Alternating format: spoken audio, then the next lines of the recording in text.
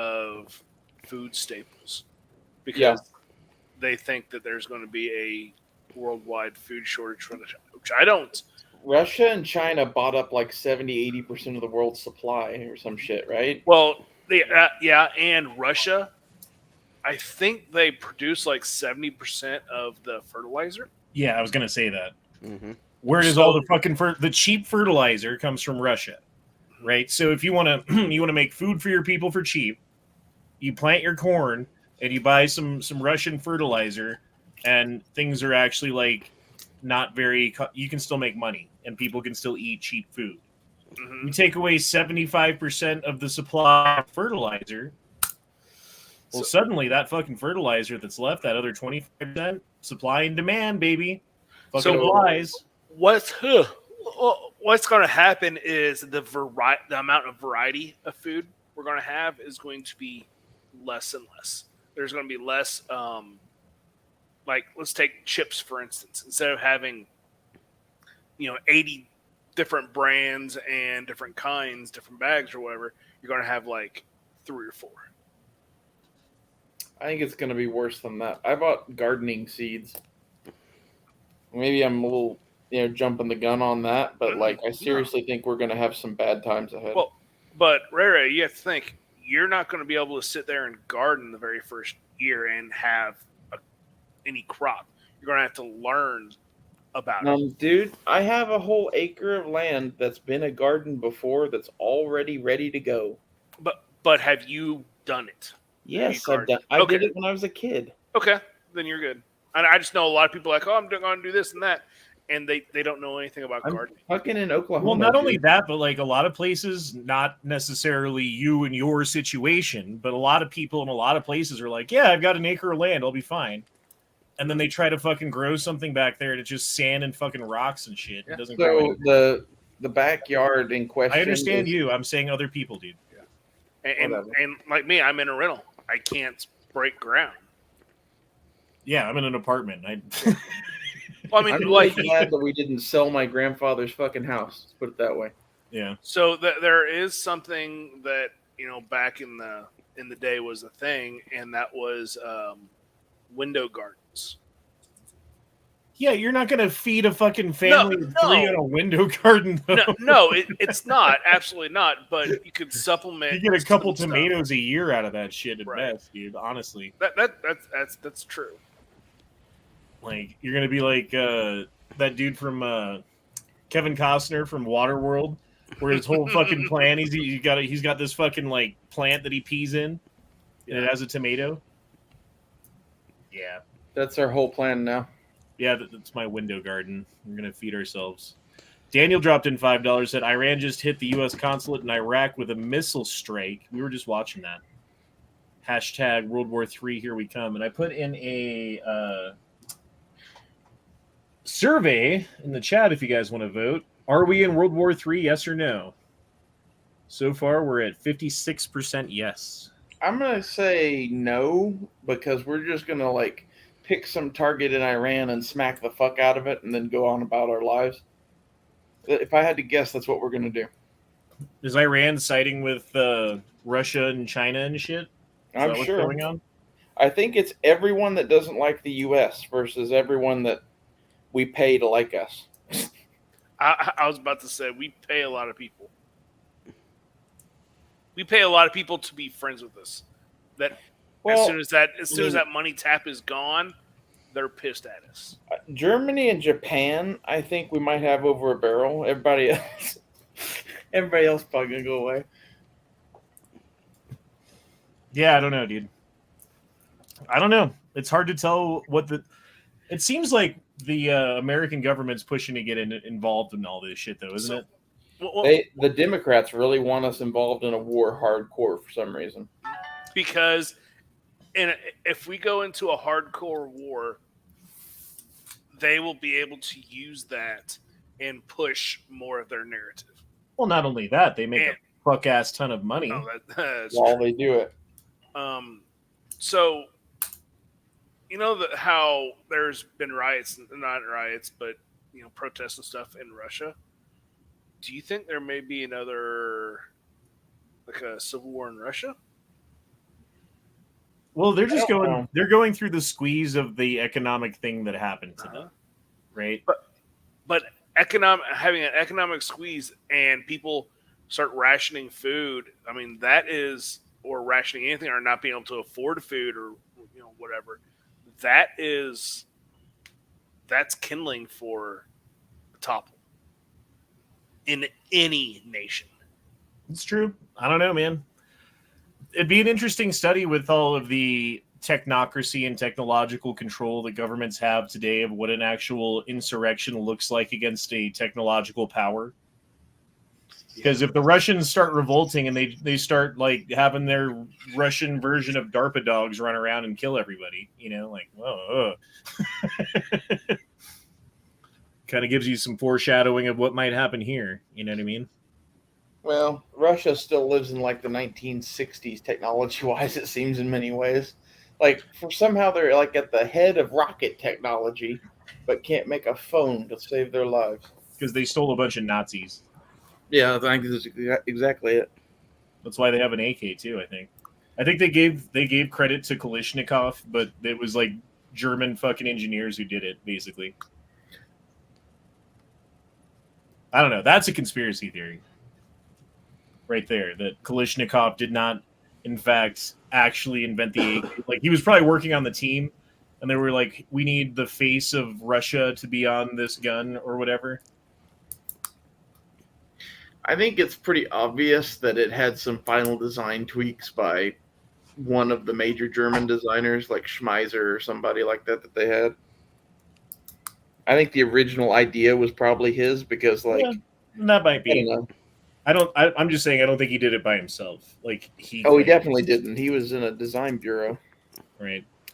I think it doesn't matter.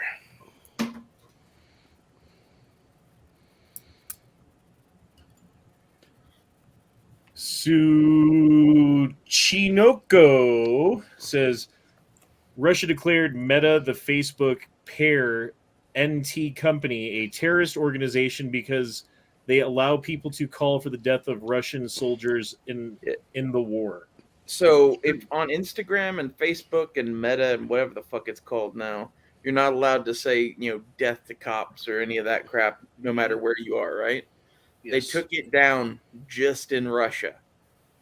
Well, they took it down in reference to Russia or Russians or Vladimir Putin. Yeah, right. Well, what I'm saying is, for a while there, we could not say anything about the Russian. Supposedly, Facebook isn't run by the CIA.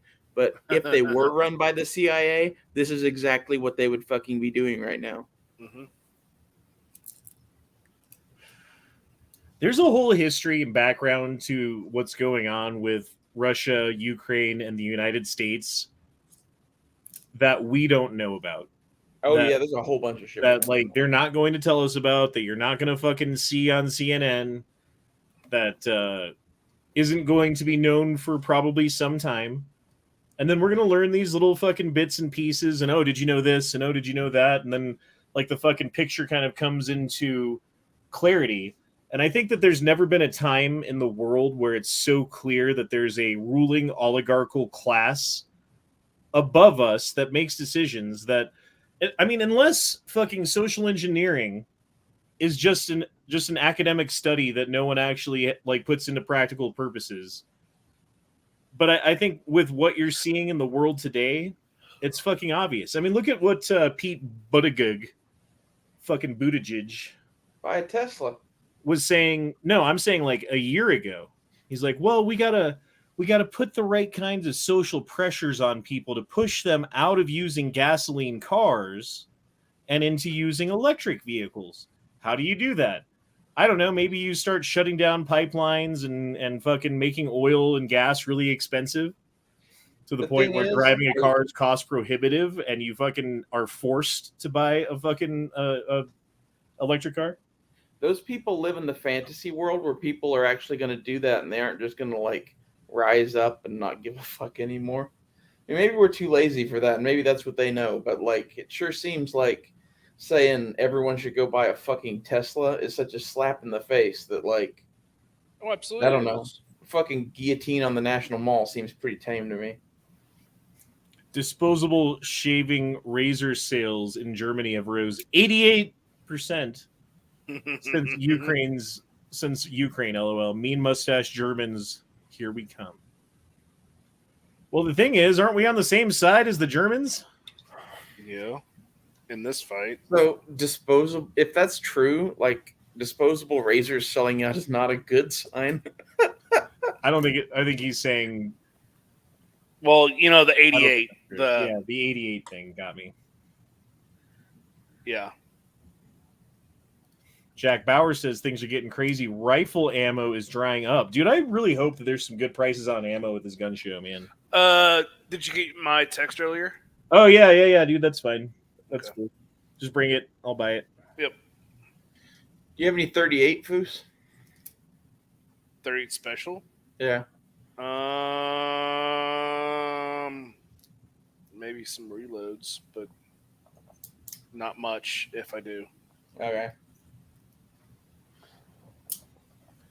Hillbilly Nitro USA says the Gonzalo liar is putting all of this info out there. I'm telling you, check it out. The Gonzalo liar? Oh, you're talking about the information about the background of what's going on between U.S., Ukraine, Russia that led to this war? I mean, I know a little bit of it. We basically put in the fucking prime minister there by CIA fucking spending millions and millions and millions of dollars. We've been meddling in their affairs for a long time. We've been positioning NATO to fight against Russia while Ukraine at the same time has been, thinking about joining. Of course they're going to be a target for Russia. It makes sense. I'm not saying they're right, but it makes sense. Honestly, I don't know how you could see the world much differently from where Putin is, other than that NATO is out to get you, because it's the anti-Russia alliance. I mean, that's basically why NATO was, well, not really, but kind of. Well, that's what Russia asked to join NATO, and the Cold War started when we told them no. I think that's pretty funny. Mm-hmm. And that's when they started the Warsaw, but that's when they started the Warsaw Pact. Yeah. What was in response to NATO? Yeah. Yeah, the Warsaw Pact is response to NATO for sure. I don't know, man. Shit's fucking cray-cray. I just think it's funny that they asked to join NATO because they were like, we're in Europe. We want to defend Europe. And everyone was like, no, from ourselves. Oh, shit. That's awkward. Don E says that thumbnail is awesome. Yeah, that's Duke's kid that he just had. Son. It's Duke's daughter, actually. I'm just kidding. It will be Duke's daughter. Yeah. Actually, if he had a lit cigarette in his hand, then it'd be Duke's kid. Jesus, man. Yeah, I got my ass kicked at work this week. I am fucking beat. I'm tired of working Saturday mornings, dude. It's just been balls to the wall, fucking nuts, crazy busy, and I can't get out of there. And by the time I do, I'm fucking, I don't want to do anything, and I'm starving, and I get home, and I got a million things to do, and I want to eat, and then, the chat's starting, and, I still didn't really eat. I had some nachos, I guess. That's fine.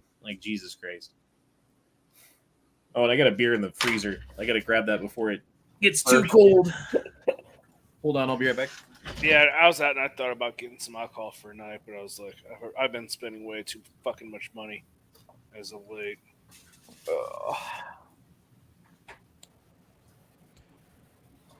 Tonight, you guys heard about them brought to you passing by Stone Hazy IPA. You guys heard about them passing the omnibus bill this week, right?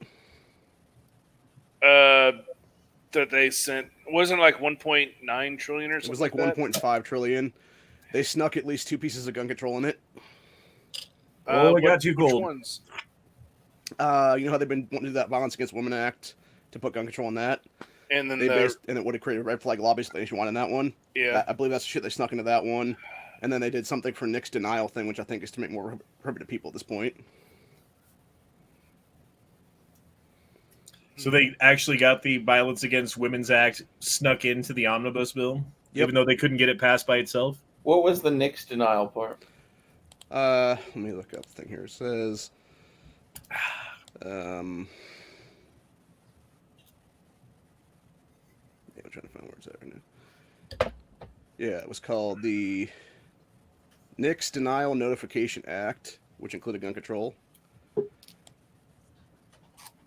Uh-oh, that- who's here?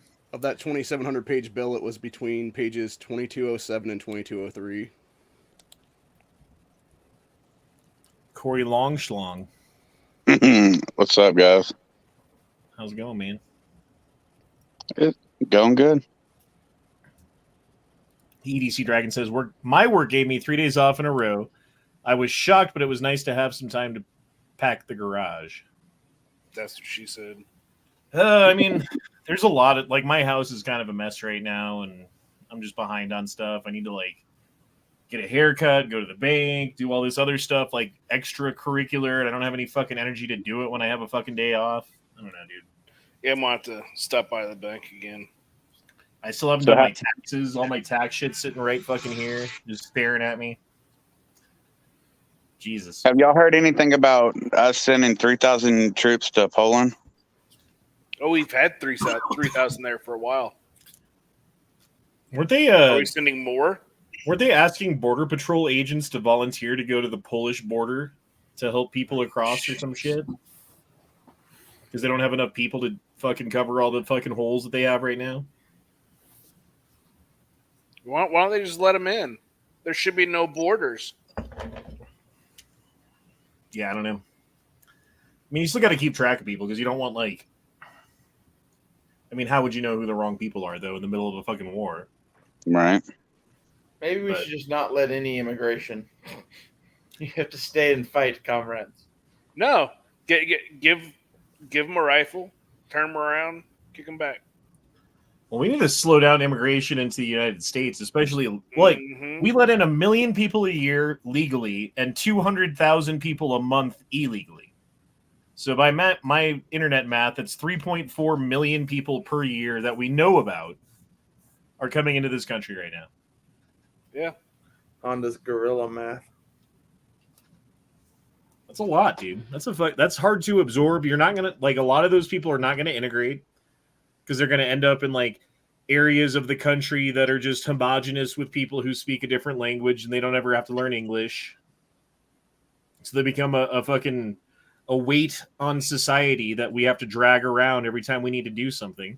Because you have this whole group of people that can't get a job because they don't speak the language. And, you know, if they do get a job, it's like the shittiest fucking job ever because, you know what I mean? So yeah, they get run into the ground. They used to, like, immigrants used to assimilate into their culture. And now they're like, oh, we're going to come here and we're going to have our own culture in our own little area of the U.S. and fuck everyone else. Well, back in the day, there was a lot of social ostracization going on, right? And I remember my grandparents, they would talk about, like, oh, those people over there are Polacks, and these people over here are Russian, and those people over there are from England. Like, why do you care? But I guess back then, like, they cared because, like, this group of people, like, whoever it was, the Slavs or whatever, weren't fucking integrating. So they got picked on until they did. This whole thing of, oh, they're going to be in areas and have their own language, like, the Irish did that when they came to America in the 1800s. Like, it's always been that way. Anytime there's a whole bunch of immigrants from somewhere, you get Little Italy or Little China or Little whatever the fuck it is. Yep. It's nothing new. True, I didn't think about that. No, it is nothing new, but the new part is the number of people. Like, all y'all are immigrants. Well, the big difference, too, back in those days was, and I know this for a fact because my mother's father and great-grandmother, to me, would be, she would have actually been from Poland originally, and she only spoke Polish, and then my grandfather spoke a little bit, and they actually forced her generation to learn how to speak English because they're like, you're going to assimilate, period. Yeah. My great-grandparents moved with my grandparents, not all of them, 3 out of 4, from the old country, right? And, like, I remember talking to my grandma about, like, her experience of coming over on the boat and all that stuff. And they went to Ellis Island and you got to get fucking quarantined and checked for lice and all this stuff that they did back then before they let you in the country. There's nothing like that now. Like, they were trying to hold back disease and fucking weird fucking critters and shit that, like, hijack on people and stuff. Now we have bed bugs everywhere and you can't get rid of them. It's fucking disgusting, dude. I don't know what to do about it. Maybe we'll just move to what was that state that we were talking about last night? California. South Dakota. Just take over South Dakota. That's always Ray Ray's answer. Just show up with a bunch of guns and take over an area. Yeah. Right. Well, like if we had like I don't know 500,000 people and a bunch of guns and tanks and shit, and we just said South Dakota is ours, could they stop us? I don't think so. There's Maybe not enough at people first. in South Dakota. Like the Air Force might be a hassle with those nuke bases. But if we just left them alone, like we just take the half of the state that they don't want to have nuke bases on, I doubt it's worth fighting for. X Adam 1 says, bullshit, go to Laredo, Texas. I couldn't order a burger in English because no one but the manager spoke English. The local Walmart couldn't break a 20, but had a register full of pesos. No joke. Well, that's what we did to get Texas in the first place. We sent a bunch of people to Mexico and started using U.S. dollars. Like, if you really look into the history of Texas, basically a bunch of people from all over the U.S. went into Mexico and kind of just took that. Dude, how many people are left in Mexico? Like, they just keep coming up here so much. Like, isn't their population going down, or are they just having so many kids that it's, like, the same or whatever? I don't know. They're still increasing. It'd be Most funny. most second and third world countries are still increasing in population. A lot of first world countries are decreasing. Well, I was looking at, like, a chart of birth rates of countries by year and what their percentage of the world population is by country at the same time. And it showed, like here's, like, 1940, and, like, here's China, right? And then here's today, and here's China, right? Like, this huge fucking block of the world. And I guess back then they had, like, 6 kids per woman in China was the birth rate. Well, you know, you got to get that million-man army somehow. Well, and then they went to the One they child. they had too much and they had one child and all the women were getting killed. So all of the I can't talk. Well, All the little girls were getting killed because they wanted a son to pass on genes, and now they don't have They don't have enough females. Do you know what North Korea's biggest export is? women. Women to China. Really? Yes. Because they all want a better life, and it's better in China, and it's not that hard to get there. Yeah, and they already speak, And for a good woman in China, you can get like 20,000 yen or something like that. that's a lot We of should yen. just go into this business, guys. So we just got to show up to North Korea with a bunch of guns and take over an area? Honestly, if we're gonna pitch doing this, let's do it right. Let's go to North Korea. Like their army is a fucking joke. They have some ballistic missiles we don't have to worry about. They have 4 bullets a year to practice each. I have a feeling we might be able to win. I'm just saying. It's all we can afford is 4 bullets to practice. I mean, we can at least afford 10 bullets a year to practice. That makes us twice as good as them. Maybe more.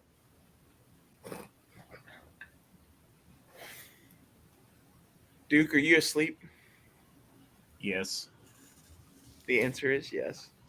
Daniel says, is it true if you take a Chinese person's shoe/sock off, it says made in China at the bottom of their foot? No, it's stamped in between their asshole and their like balls or vagina. They're taint. I feel like that would hurt.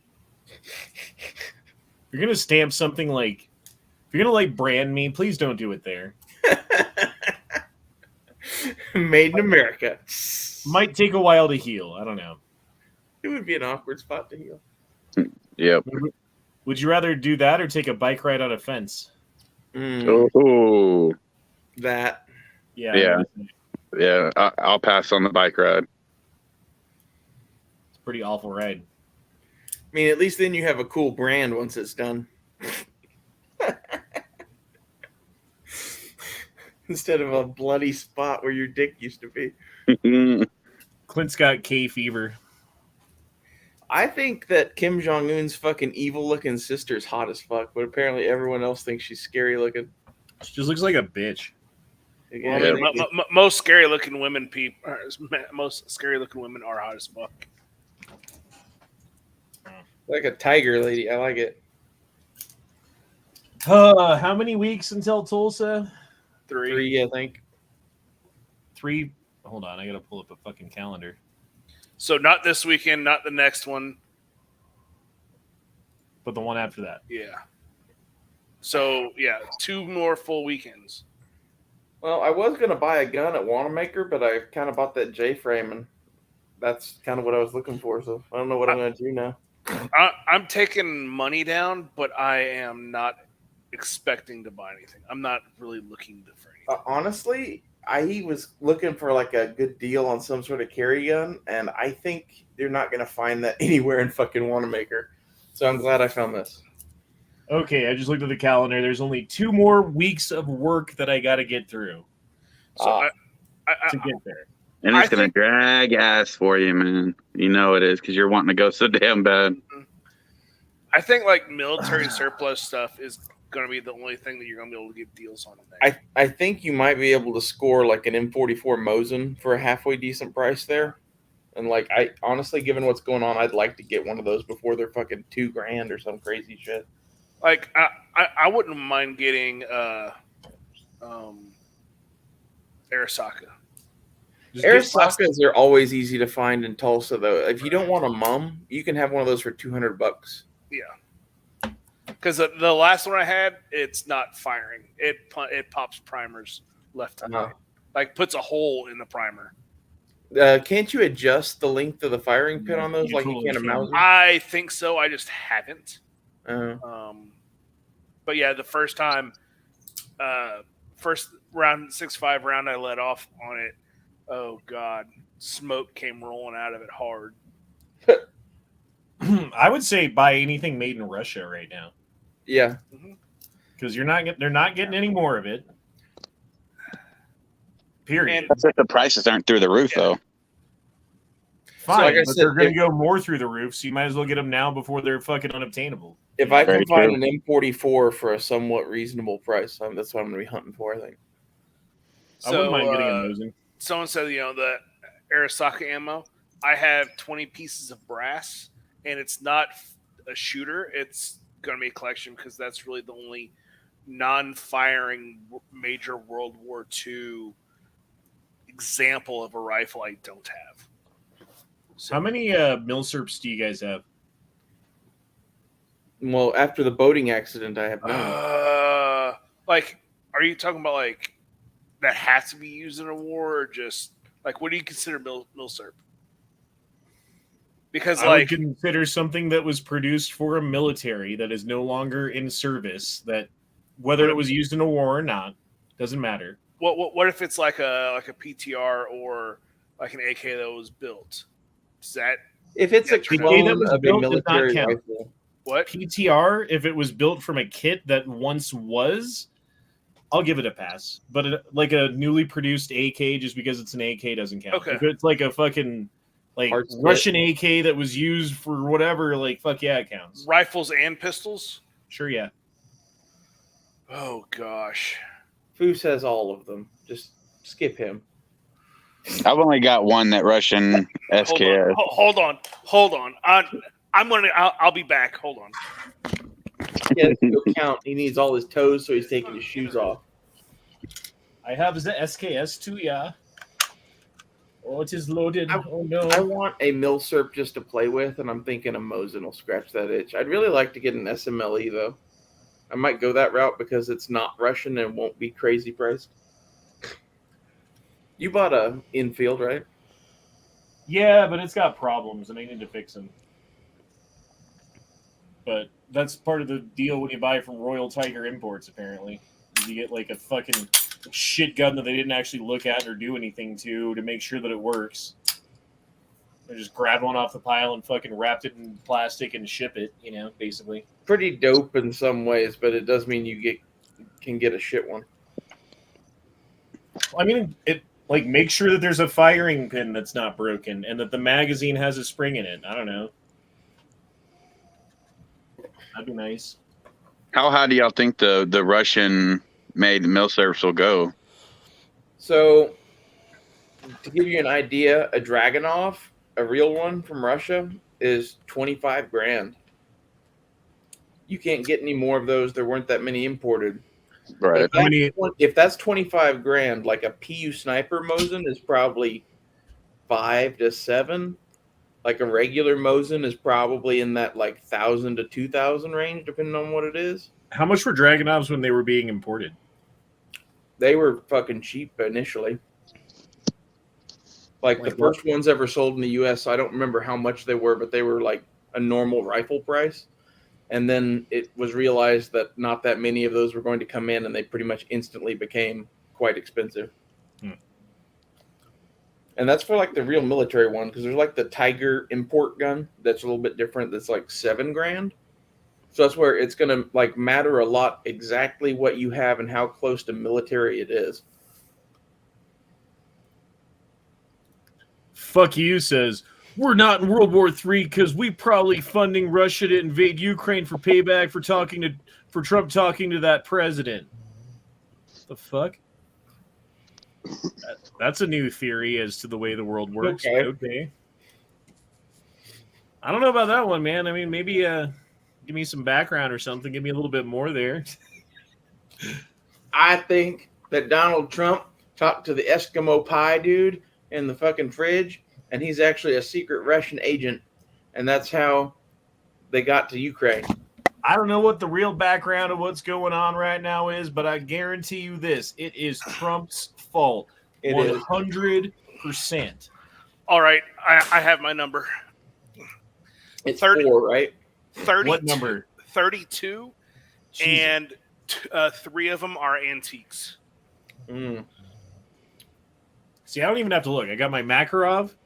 I've got my SKS, my Carcano, and my... Found the Carcano. What else? There's one more. So 30. He got a troop special, I think. Oh, my 303, my British one. Yeah. So SKS, Carcano, 303, Makarov. I got 4. I didn't count my Carcano on that because it was sitting in the door. So 33, and 3 of them are antiques. Would you count a Colt Navy revolver as being a milsurp? If it's original. Oh. Because we didn't count ARs. Would you count a 1950s Bikock shotgun? No, I did not count my double barrel, my Bikock from 1914. The Bikock. I do like my Bikock. I still haven't shot it yet. Kind of afraid to. Ooh, this is a good question. If you only get 2 milsurp pistols, what should they be? I'm going to go Walther PP and the Mauser 1914. Yeah. I would do... I do a Sturmgewehr and a broom Pistol. handle. Sturmgewehr is not a pistol. Oh, yeah. Okay, broom handle and... never mind. So I would do... A Luger would be cool, too. Luger Yeah, would be- that's what I was gonna say. I want a Luger and a Mauser brim handle. You're just a Nazi, aren't you? So my choices are more like you can get those relatively affordably. A Walther PP, even a German-issued one from World War II, is less than $1,000, whereas a Luger is like, for a decent one, $2,000. So for me, because you could actually use it and carry it, CZ Model 82. The Mauser 1914 pocket I was talking about is also like a gun you can get for like $300 or $400. That is like this cool steampunk semi-auto pistol from 1914. Mm-hmm. That was a German army issued gun. I think that's a really cool one. German Lugers, I'm sorry to tell you, 2,000. Maybe you could find one for that, but they're going for like $3,000. Yeah. Well, Really? I haven't shopped for a Luger in over a year, so they could be whatever now, Cheapest one I'm seeing, current bid, mind you, not even sale price, is 2,400. What's funny is if rich people really want to protect their wealth, what they do is buy shit like collector firearms and cars. It's almost like the whole world knows that it's about to collapse or something. Mm-hmm. God damn, dude. Someone's sleeping? Yeah, it's Duke. Let's say, who do you think? Oh, here's a chrome German Luger. Pfft, no. Dude, I passed up a nickel one with real Are mother those- of pearl grips once. Well, this is a nickel one with wood, and it's there's no way. I couldn't tell if it was original nickel or like done in the 80s nickel. And I paused and hesitated, and someone else bought it. I kind of wish I Rob. bought the thing because it was cool. Rough Eating 101 dropped in $2. Said, finally shot my AR, 40 rounds of PMC, 5.56 Nice, dude. Sucks how, like, you get a new AR and you can only put 40 rounds through it. It's terrible. Yeah. Because I remember getting my first AR and buying, like, 500 rounds that day and shooting 500 rounds that day. I think I went home with, like, one magazine loaded just in case, you know? Like, I wanted to keep one magazine, but that was it. That's all I had left. Wow. What are Makarovs going for now? $600. $5 or $600. $6. Damn. Yeah, I bought one from, I think Bud's Gun Shop had them for less than that at a point. I don't think they do anymore, though. Here, let's look. It's hard to keep up with gun prices with the world going crazy. It is. Right. Here, let's send Duke to sleep real quick. Hold on. He muted and unmuted earlier. Dookie Doo! Duke, wake up. You're surrounded. Hello. The aliens are coming for you. Duke, They're touching your butthole, Duke. Let me taste your butthole. Duke, we love you. Go get some sleep, buddy. I love you, Yeah. Duke. Yeah, get some rest, man. Yo. I'm sure Go to sleeping in your sleep. chair is not the best for your fucking REM cycle. IOAK made in North Carolina. Should he get something else? Yes. Yes. IOs are grenades, dude. Like, Matt got the only one that ever worked, I think. Yeah. Daniel says, Night Strike sure is letting the world get fucked up. Yes, he is. It's because That we thing- it's because we pick on him too much. It's like that That's it. We movie. caused the end of the world by picking on God. It's like that movie Bruce Almighty where he keeps getting emails about people's fucking prayer requests and he gets tired of it and he says yes to all. Dude, But he didn't know that Putin was like, please God, let me invade Ukraine successfully. I think everyone here knows what they must do now to end the end of the world.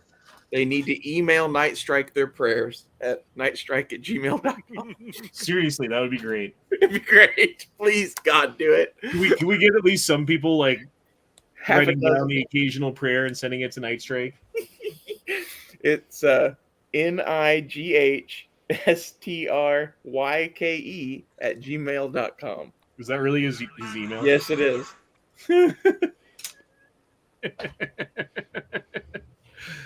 Oh, Jesus Christ. And then create a fake account and do it, and then create another one and do it again. Yes.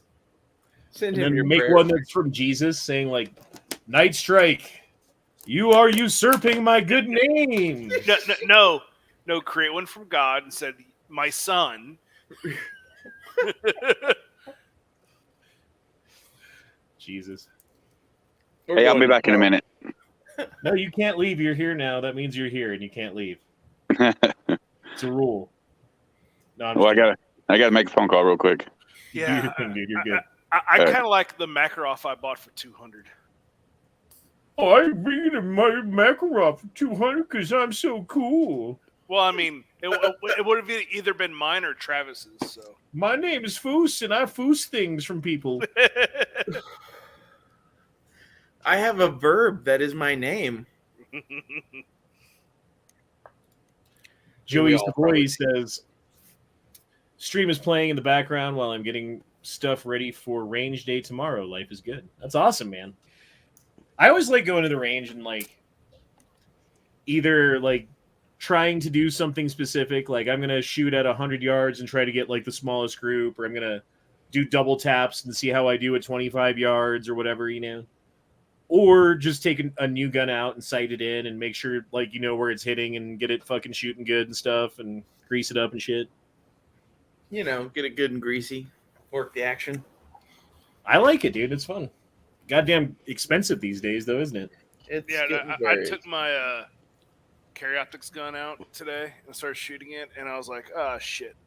The guy who put it on my gun didn't put a screw in the battery compartment, so my battery compartment started opening up.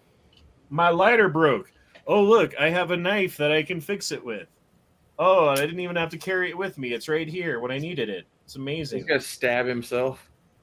I hope so. On camera. This is why E Honda doesn't use knives. Hey, see? Now I can burn my green leaf, my long bottom leaf. That guy who comments. MSB 9021 says, my biggest gun regret is never having gotten a Makarov or two. You can still get one. It's just not as cheap as it was. But they're not like prohibitively expensive. They're just $500-600. You know what I mean?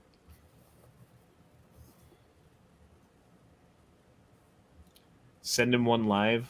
Okay, hold on. Let's Dearest Night Strike. let's pull out a 2 Night Strike. Okay, Night Strike 1. Subject prayer.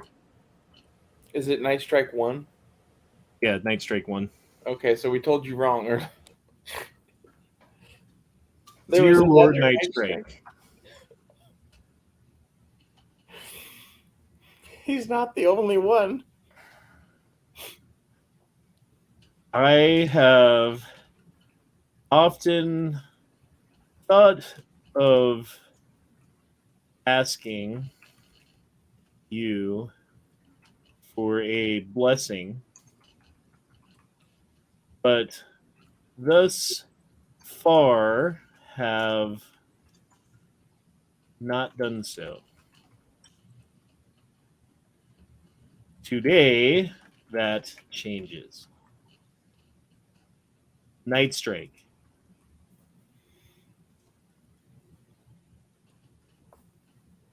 Please bless. Should we bless? Bless us with the rains down in Africa. Please bless us with the rain down in Africa. How's that song go? Something I can do. Before we do that anymore, goddamn. Africa. Jesus. I hear the drums echoing in the night. She only whispers of some quiet conversation. She's coming in 12:30 flight.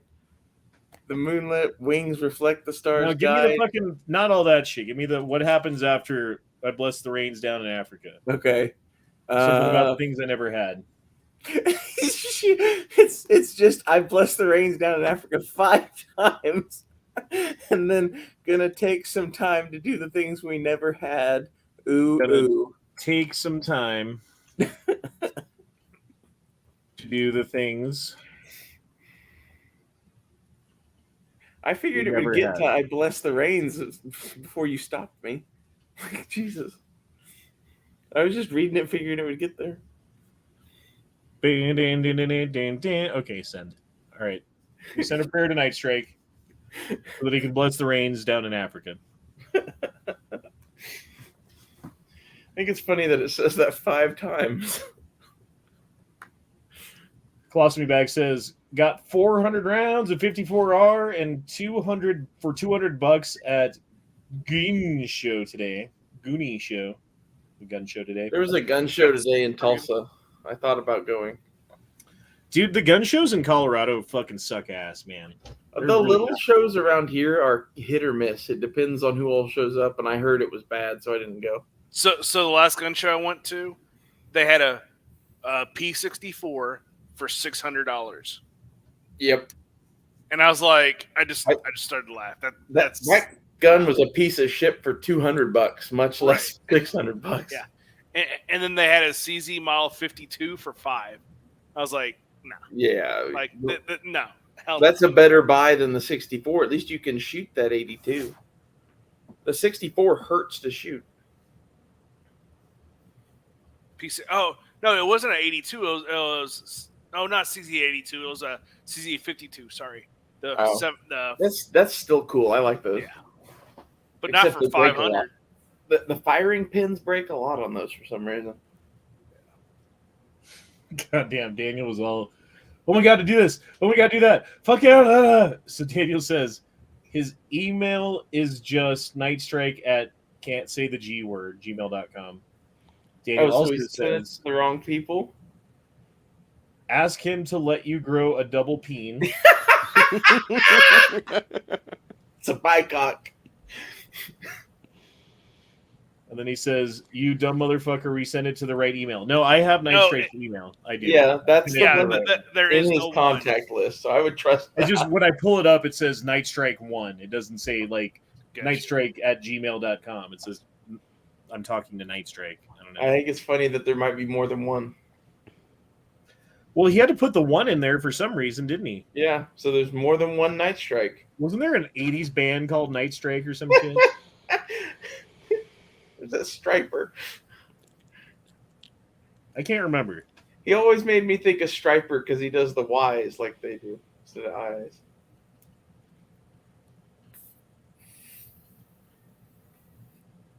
Yep, there's a band called Nightstrike.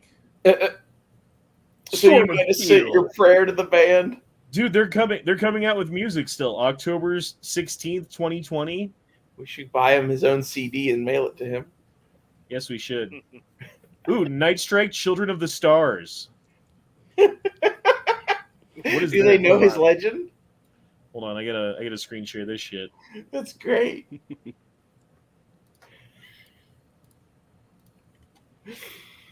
Nightstrike, Children of the Stars by Nightstrike. They use the same font. Is this his band? It must be. Or maybe he just stole their font. Maybe. We are children of the stars, doomed eternally to roam. We are children of the stars. We are coming home. We need to sample some of the music and see if he stole their music for his intro. I really hope this is his band from high school we just found or something. Okay, here, listen to this. Madness is setting in, and all hope seems gone. Lifeless asteroids. That's what will become. But together we are strong. Together we're not alone. Hear our call, great silence. We are coming home. We should send him this in a prayer. Send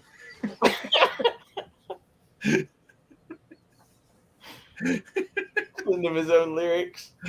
Oh my god. I kind of want to hit play, but I don't want to get dinged by Nightstrike. I mean, that's like the ultimate, like God will fucking... You're copywriting God? That's no good. Oh, God. I'm sure this is completely unrelated to him, but now I really hope that the email address we gave out earlier is theirs. I'm not sure. Here, let's listen to 1 second of it. There you go. Sounds very 80s. It might be Nightstrike. What year was Nightstrike born? Like 89? No, like... He's almost your age, I think. He's like 38 or 40-ish, somewhere in there. So it'd be like 82 to 84, someplace in there? Yeah. Okay, 1 hour later, fuck you got back to us. Super high, but didn't Trump have that convo with Zelensky about Hunter and Joe Biden? It's payback, man, all political. I mean, just because, okay, so everyone's like, well, Trump tried to hold back things from Zelensky from the Ukrainians, blah, blah, blah. Like, they do that shit all the fucking time. And not only that, but, like, fucking Biden did that specifically for getting rid of a fucking prosecutor that was going after Joe Biden's son. on Biden's behest as vice president. I don't know, dude. I'm not inside the fucking bullshit. I don't know what's going on. It seems to me that we don't really know the whole tale. And if you just listen to the mainstream media and the news, you're not actually going to be informed. You're just going to be propagandized. So my thing is, Hunter Biden, was he in trouble for business dealings there, or was he in trouble for like doing all the cocaines? He was in trouble because he was getting money for being on the board of directors of some oil company or something like that in Ukraine, even though he didn't have any experience or education or fucking background in that job. And the only reason that he got that job was because he was Joe Biden's son, and that the owner of that company got in some fucking legal trouble for money funneling bullshit. I don't know exactly what. And there was an investigation into it. And part of that money funneling involved Hunter Biden. And basically, Biden came in and said, yo, get rid of the prosecutor who's going after this company. Burisma was the name of the company. Or we're not going to give you this $1 billion fucking grant or whatever. And so they were like, yeah, okay. And then I forget why Trump was withholding military aid from them. It was something to do, some shit going on. There was some sort of court thing involving Biden that he was wanting details on, I thought was why he was doing that. Yeah, Maybe I don't remember. I don't remember. I remember hearing about that when Trump did his thing, maybe. I honestly don't know. Penis. Do you remember Tupperware? What was the deal with Trump going to Ukraine and extorting them for money or some shit? I don't remember the deal. This would have been what, like 2017, 2018, someplace in there? Yeah, somewhere in there. Like I'm trying to think offhand, because the thing is, I know that it's not only just Hunter Biden that was over there on those boards. It was Pelosi's son, I believe. It was also one of John Kerry's kids and Mitt Romney's children as well that were on those boards. So I don't know exactly. Like I'm thinking it was something relating to just all that energy and stuff like that. The different energy boards these people had no business being on is what it was. Mitt Romney, will you adopt me? I'll become Mormon for your money. Dude, I'm like thinking the Mormons might not be too far off from the truth. They're the only ones preparing for the end of the world and shit. Maybe we need some magic underwear. Yeah, we need some magic underwear and seer stones and golden plates that they found in the desert that were totally real.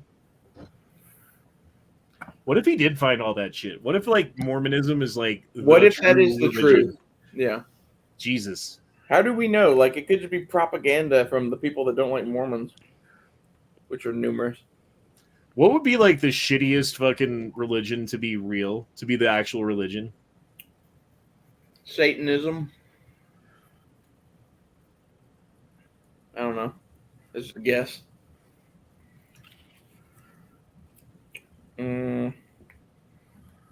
Like everyone has to be strict Catholic now. Islam's worse than Catholic. Well, Catholic sucks is like stand up, sit down, repeat after me, don't repeat after me. Why aren't you saying it with me as I say it? Like I don't know the rules. You ever been to fucking Catholic church? It's fucking maddening. Yeah. I was always the one sitting at the back. Do you ever take the bread from the priest even though you haven't been confirmed? Then you get up there, you're like, oh, fuck. Am I supposed to do something? And then he just gives you the bread, and you're like, oh, okay, cool. We're good. Now I'm eating Jesus. Can I drink some Jesus, too? Dude, if you really want to fucking get high and watch something, I recommend Mud Fossils University on YouTube. It's great. He thinks the earth is made of giants and keeps quoting Jesus Christ as the world is a carcass or some shit. Like, he thinks it's all made of giant bodies. And he goes on for hours about his various theories. It's like if you had G-Webs fused with, like, some Jesus freak or something like that, and the craziest motherfucker you ever met. So like that dude from that was on Yellowstone in the van or whatever, mixed with G-Webs, mixed with like a tele-evangelist or some shit. Yeah, something like that. He has like a fucking raven feather. He keeps pointing at a screen with. I mean, it just goes to show you can do the fucking craziest shit online, and people will find you and be like, "That's my guy, Raven Feather." Dude, the best part is he has like 200,000 followers. I hope a lot of them are just like ironically following. Well, I'm following him now. Ironically, like it's hilarious. I've never seen someone who's like that insane with that big of a following. So it must be mostly people like me that are just getting baked and watching it. Have y'all ever heard of the theory that most of the mountains were once giant fucking trees that were? Yes, I have seen that guy on like he looks at like what is it, that big rock in fucking Australia that's in the middle of nowhere? I think so, yeah. And he's like, this is actually a tree stump. Like, imagine how big the tree would have been if this is only the stump of the tree that's left. I think this is the same guy, Honda. Is it really? If that's the same guy? It sounds very similar. It's very similar to shit I saw some like short thing. I'm just like, Jesus fucking Christ. Like, okay. Thanks for the info, buddy. I got fascinated from an anthropological point of view. I was like, okay, let's hear him out. Let's see what he's got. I watched 2 or 3 videos and went, Jesus Christ, that's the craziest shit I've ever seen.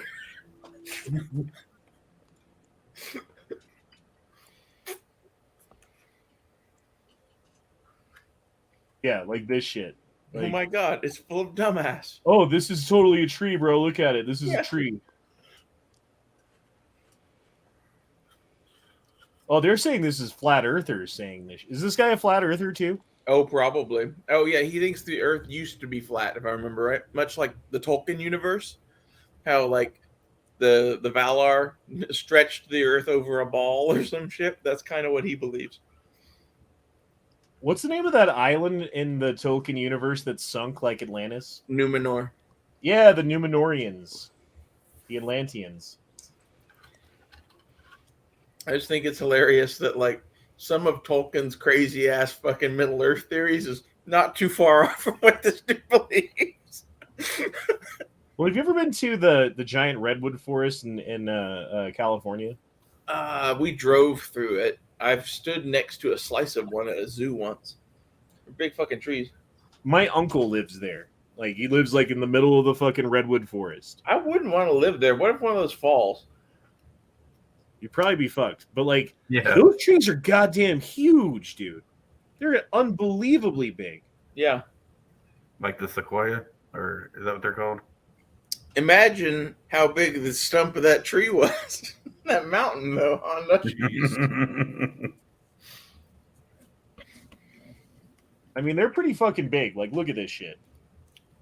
I mean, cut them out and drive through them. Have you seen Devil's Tower? That's obviously a tree stump. Yes. Oh, come on. I just wanted to see the picture. Yeah, and you can drive through them. I've actually drove... Actually, this is a walkway. Never mind. There's one that you can drive through. Actually, I think that one's no longer there. I think that one fell. Like, the tree's so big, let's not cut it down. We'll just, like, bore a fucking hole through it so you can get by. Mm-hmm. And how long did that take to accomplish? This is the one that I drove through. This is the one. It was all cracked like that. But they're not like mountains. They're just big-ass trees. You know, the first explorers that saw those must have been like, holy shit, there must be giants here or some shit. Well, they're probably thinking, we got to figure out a way to get out here with some saws and cut these down so we can Burn make 'em. some lumber. Yeah. Build a whole city with them. You can, I don't even know. Well, I what mean, you built that's lumber. just with the first tree knocked Like- down. The first ones that would have seen that were probably Spanish, that weren't Native American. No. Probably Russians. Or Maybe. Chinese. Maybe.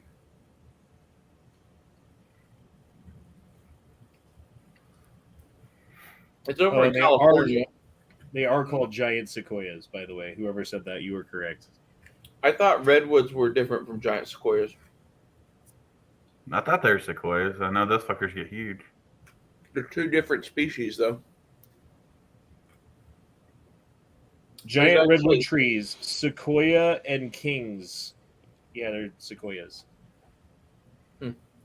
They're just There's, called giant redwood. There's several species of giant tree. There's one in Africa. It's like a baobab or something like that. It's fucking huge too. World's largest tree.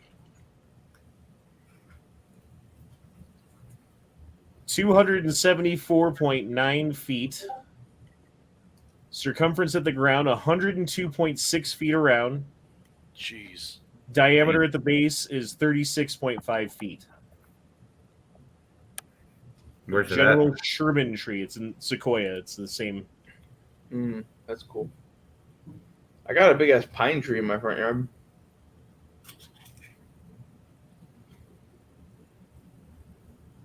I want to like grab some of those seeds and just like plant them out here. And then like in 100 years, we'll be like, what the fuck? Where did these trees come from? Well, it probably wouldn't actually grow that tall because of oxygen. Because I mean, you're kind of close to the tree line. I'm nowhere near the tree line. The tree line's like a mile and a half higher than we are. Oh, it is. Yeah. Because like we're at 5,000 feet, 5,280 feet to be exact. We're a mile higher. Trees don't use oxygen; they use carbon dioxide. The trees up, like the mountains, the tall ones are 14ers, so they're 14,000 feet tall at the peak, and the tree line is, I want to say, like 2,000 feet below the peak. So somewhere around 12,000 feet, something like that. So yeah, we're about halfway to the tree line here. Okay. So, I had a theory about why my cat meows all the time now. I smoked inside here with him. No more meowing. Apparently, Oh, just he wants can to get eat. high. At what elevation is the tree line? A little weed addict. 11,500. See? It's You were like close. I fucking know what I'm talking about. And that was just guessing off the top of my head by observation. Yeah. You just guessed based on how many years ago Atlantis was. Yep. Based upon the circumference of the pyramid and by the way that the Sphinx points at Uranus. Dude, I love the ancient aliens dudes talking about anything related to Egypt. It gets good quick. Like I can't don't know listen to how those much guys, of it's, dude. I don't know I how just much can't. of it's true versus bullshit versus whatever, but their take on everything is like, Jesus Christ, you must have done a lot of fucking LSD at some point in your life. What do you mean, LSD is bad. used to? okay. He still is. What? I think everyone should try it once.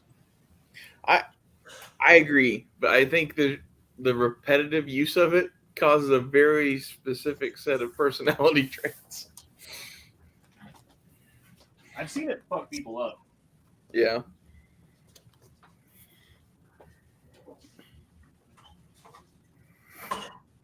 But that, like, the worst thing that I've seen people do ever, as far as, hey, I knew you before and I knew you after, and this, like, there's a huge fucking change. Yeah. Candy flipping. Huh? What's that? That's where you do acid and ecstasy at the same time. All And right. apparently, it gets you, like, higher than you've ever been in the best way, and, like, you're so good and everything's great and you're tripping balls, but you also feel really good. The problem is, if you do it, like, 3 times, you're retarded for the rest of your life. Damn. I don't know. I wouldn't even do it once, to be honest. Just because I've seen what has happened to the people after a couple of times, and I'm like, oof. Like, no thank you. Number 2, meth. Oh, meth 100%. fucking meth fucks you over. It takes a little bit. because like the people will start doing it in like, a week or two, a month or two, maybe even a little bit longer. They seem great. They're happy. They've got energy. Everything's going good. They're doing good at their job. They're losing weight. And then they don't sleep for 15 weeks. And then somewhere around the 3-month mark, like you got to up your fucking meth intake, and like the good high energy is no longer good. You're just doing meth to feel okay, and then you're not doing anything. You're just sitting around doing meth all the time. And then your fucking face starts sinking into itself, and you start believing that you're the Illuminati or some shit. I've seen that too. Number 3, cocaine. Cocaine's one that you have to be committed to. And you got to have enough money too, also, right? Like, you can't do enough cocaine to fuck your life up if you don't have any money, because you can't afford it. That's very true. I thought cocaine was one that could kill you with just the doing it once. I mean, if you do enough, yeah, you could have a heart attack. Or it could have fucking fentanyl in it these days. Who fucking knows, dude? Shit. Yeah, I would definitely not recommend doing street drugs, especially now, because like Hell they've no. been cut off from a lot of supplies, and the fentanyl shit is getting out of control. You guys heard about all those dudes from West Point that went to spring break and got all fucked up on fentanyl-laced coke, right? Mm-mm. Yeah, it was apparently there were 6, I think it was West Point cadets or something like that, went on spring break. 4 of them bought cocaine from some dude that was laced with fentanyl. They got fucked up from it. Their buddies were trying to do CPR on them and got contact high and pretty much like almost died on the scene. Damn. Well, dude, there was a scene in Denver where there were 6 adults who were dead in a house. There was like a 5-year-old who like woke up and found everyone dead, and like a teenager in the basement or something, right? And what had happened is someone got a big bag of coke and we're like, hey, let's do some coke tonight. And so the 6 people got together and we're doing coke while like the teenager was downstairs and the baby was asleep, like the little kid. And then all 6 of them died. Every single one of them died. Damn. And that right there is why I've never done anything but smoke some pot. Yeah, dude, poke smot. It's not bad for you. I haven't even done that. Well, you need to, you fucking pussy. Honda's a pusher. Well, okay, let's talk about drugs that affect you the least. Marijuana, number 1. Nicotine, probably number 2. You can smoke all the fucking weed you want to, right? Go to sleep. You wake up the next day. Guess what? You're not high anymore. And you can function like a normal human being. There's no hangover.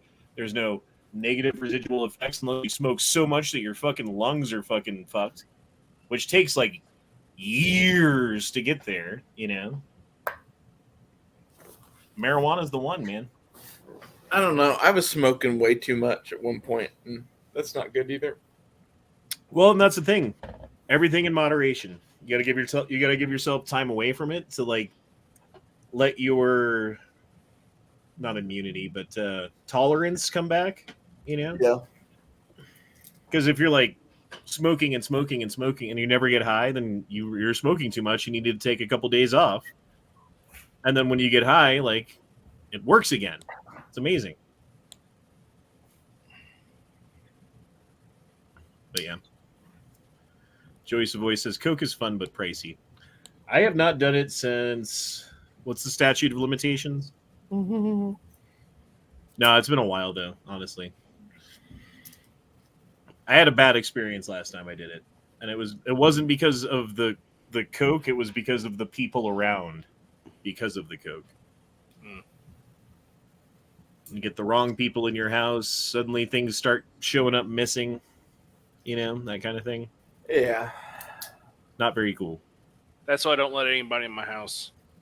Yeah, that's why I don't let anyone in my house anymore.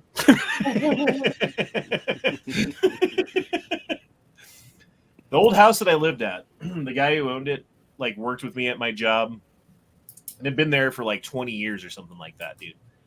And owned this house, big ass fucking like 5-bedroom house, and like rented out rooms to people who worked there who could pay rent and shit, you know? So there was always like a carousel of people moving through this house. One person would live there for a couple months. One person would live there for a couple years, whatever it was. But in the time that I lived there, it was probably 15 people who lived in that house, you know? And he would always have a party there. Like every year, he'd throw a party and invite everybody from work. And everybody from work would show up, and he'd have a keg, and we'd all drink and play games and do stuff. It was a good time, right? Mm-hmm. Not the last time, though.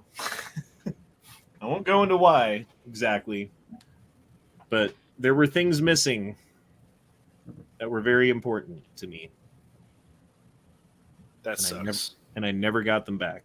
And I know exactly who did it, and there was nothing I could do about it unless I beat the fuck out of this guy at fucking work and lost my job, which would have made me just lose twice, so there wasn't shit I could do about it. But God, I wanted to. Yeah, that's why I don't like people coming over. This is why we should go to South Dakota and start our own like compound with tanks and shit. Well, first we need to go to Ukraine to like round up some tanks. We need to wrangle. Seriously, like I bet we'll be able to buy them cheap from those farmers. Well, I mean, the farmers are grabbing them because they need something to like. It's a great tractor. Yeah, but like think this through. In a year or two, this will be over somehow, probably, unless it's World War III. And then those Ukrainian farmers will be like, "Man, I really need money for internet porn and fucking corn feed for cows." So like. I'm just saying that's a long tradition of taking old military vehicles and using them for plowing a field or whatever for farming. They probably will turn tanks into tractors. Well, I mean, the Ukrainian farmers have the 6th largest armor army, so they've been stealing so much. What I think is funny is the Marine Corps canceled all future tank purchases. So I don't know. I don't know what we've got instead of tanks, but something like. Well, the Marines don't think that tanks are as effective enough anymore. Daniel says, breaking news: torrential downpours in Africa. I wouldn't be surprised if we have some sort of. Did no one hear that? Jesus Christ! Yes, we heard that. We're talking, but like. Right now, we could make a robotic tank that was like a third the size of an Abrams. That was just like a fucking wrecking ball, you know, with fucking some sort of anti-tank armament as a main gun. I think that's why they didn't want tanks. Well, I mean, I thought I sent you a link. Most of the time, tanks aren't armor on armor. They're Think about how much better a tank can be if there's no crew in it, man. Like, look at how good drones are doing. Mm-hmm. They're going to make a ground drone that's like a tank. Oh, yeah. You probably already have one. Oh, I guarantee you they do. They just haven't shown their hand to China and Russia yet. China and Russia? Well, I mean, China and Russia probably already have plans. If the Mythbusters could have made a fucking remote control tank or whatever back in the early 2000s, why couldn't they have made one of these back then? You know, like it would have been crude as fuck, but that was 20 fucking years ago. Like, we've come a long way. Damn, this sucks. Go Shadow says funniest one was idiot quit a $200,000 per year job because of drug testing. Didn't want to give up pot. Idiot lost his house because he couldn't get a new job. See, because he couldn't pass drug tests. There's. That guy's an idiot. You're right. Because you don't have to quit smoking pot if you have random UAs at your work. They make fucking like shit that you can buy that passes as urine as far as the test goes. Like it has everything in it that they test for to make sure it's urine and nothing in it that they test for to see if you're on drugs. So you just pour it in the fucking jar after heating it up and fucking they test it and you're good. Don't ask me how I know. But yeah, I mean, $200,000 a year job, that's another thing. Like, if there's that much of an incentive to quit smoking weed, I guess I'm drinking now. You know what I mean? I have a medical condition that requires me to be high all the time. Well, if you're going to pay me $200,000 a year, for a job that's pretty badass, that's not super stressful, that I could like keep up for years, like yeah, I'll give up weed. I guess that's fine. I mean, it's not fine, but it's Honda, something I could deal with. You're the kind of person that would drive the shipmobile and live in a tiny apartment and squirrel every bit of that away for like 5 years and be like, fuck you bitches, bye, and smoke all the weed. Yeah, because you only have to do that until you quit. Yeah. So yeah, like 10 years later, I've got $2 million that I've made in the past 10 years. As long as I haven't been stupid with it, I've probably got most of that money still. Honda bought like 19 Teslas and drove half of them off of cliffs and shit. Oops. Oh. Okay. You have a new Discord account is why you didn't get the message. Accept. Boom. Okay, now you've got a fucking link. What did you do to your Discord? Oh, here's the rockets hitting fucking Iraq. I wonder what we're gonna do about that. Like, that's an open act of war, isn't it? Like a missile attack a fucking embassy or whatever it was. But Biden's not going to do jack shit. All these countries know that we're weak as fuck right now. Yep. Honestly, Here's the thing, though. If they all attack us at the same, if they all have their own little like, "Hey, you're in my backyard, fuck you," and then like do some shit, and everyone does that, like, there's nothing we can do. The Iran thing, we could do a proportional response and like have some cruise missile hit some embassy of theirs or some shit. But like, why? Like, it'd be better just to ignore the fact that they exist. Do you guys feel like on some level we might actually fucking deserve to have some retribution because of our Oh, absolutely. 100%. Well, police? the government does. The American people don't. I'm all for the United States government eating some crow and fucking maybe even being toppled. I'm just worried about what happens. Just like Russia. The Russian government is shit. The Russian people are not. I'm just worried about what happens when we collapse. Like, I think the chances that we have some sort of Nazi fucking regime of Democrats is not impossible. Yeah, it's the Nazi Democrats. They will get you. And how long until that actually happens, the collapse? With the way the shit's going right now. How long was tribulation in the Bible? 7 years? So we still got 5 left? That'd be my guess. I'm like halfway joking, halfway not, to be honest. I know, so am I. Like, there's a part of me that's like, take me now, Jesus. Honestly, I would like to look into the future about 10 years and go, where the fuck is this going? You know what's fucked up? If you go 10 years in the past and you put $2,000 in Bitcoin, you know what you have now? Shush, don't say it. Millions? $30 million. Don't say it. 10 years. That's it. 10 years ago, could you have scraped together $2,000 somehow? I thought about buying $1,000 in Bitcoin about that time. But then here's the trick. It's like a couple of bucks for a Bitcoin at that point or whatever, you know? Yeah. It goes to like 400 for a Bitcoin. You sell it. It's very tempting to sell your fucking 1,000 Bitcoin and get four, you know what I mean? Oh, you'd absolutely do that. Everyone would do that. They'd cash out early. And then you make it past 400. Now it's at 1,000. So you've got 1,000 bit. You've got $1 million if I sell my Bitcoin. I'm a millionaire. I'll sell my Yep. No, dumb. I knew a guy that was really into Bitcoin back when it first started, and he ended up losing, was it like $5 million worth in 2016 money to the federal government trying to like bring it in to the United States. I knew a guy who had like 1,000 Bitcoin on a thumb drive that he lost. He forgot the password. And he was paying this company to try to like figure out a way to hack into the fucking thing without a password or like fucking and last I knew, he couldn't get into it. He had 1,000 Bitcoin on a fucking thumb drive. That's the thing about Bitcoin. Like, if you don't know what you're doing with it, you're gonna fuck up. You're gonna lose your shit. The thing is you don't own it. I mean, truly, you don't own it because it's not in your possession. That's kind of what I came down to with it. Was like I could spend $1,000 on that, or I could do several other things. And I was like, all of those are real world tangible assets, and the other one's kind of like I don't know enough about it to fucking do it. You know? Yep.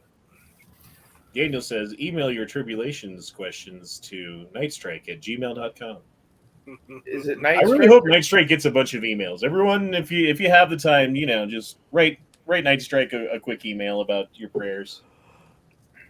Pray for the alleviation of your vaccine side effects. What's up with Derpy, dude? I don't know. I fucking banned him and blocked him. So, bye. Derpy, is he the one from Alabama? No, that's Jolly. That's jolly. So are NFTs like the new fucking Bitcoin and shit now?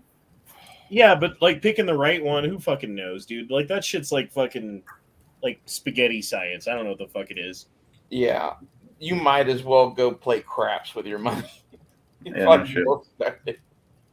I mean, there's probably one, like, honestly, right now, there's probably some NFT that, like, oh, Honda's an idiot because he doesn't know about this shit. And, like, if you buy it, you're going to be rich. And you're probably right, but I don't know what the fuck it is. And I don't Did you see what Nickel did today? Well, I know that they pulled it off the exchange Yeah, they pulled it off of the British Metals Exchange for the first time in 145 years. because it spiked like fucking crazy It went up 400% or something like that. in a day. No, but I didn't see what did it do. So that's the price per ton. But like just yesterday, it was less than half that. What I didn't see it. What's the price? 48,000 something. Like you can find a chart somewhere that showed it. See, look Yeah, at that there you go. again. Jeez. Do we know what caused that? They were shorting nickel, and the bank. Same Lost thing has that. happened to silver. It's Yeah, still happening to silver. It's going to happen to silver. Like that's the prediction anyway. Hmm. I'm kind of So save thinking your silver about. down and sell it. I'm thinking about taking some shit to a pawn shop and being like, giving me some cash and then going and buying silver. Oh, gold spiked too. Damn, look at that. It's over $2,000 an ounce. Yep, it's Yep. highest of all time. And silver, it's gone up a bit, but not. No, it's not highest of all time. I thought it was like 1900 was the highest of all time. August No. 3rd, 2020. What is that? What was that? 2,034.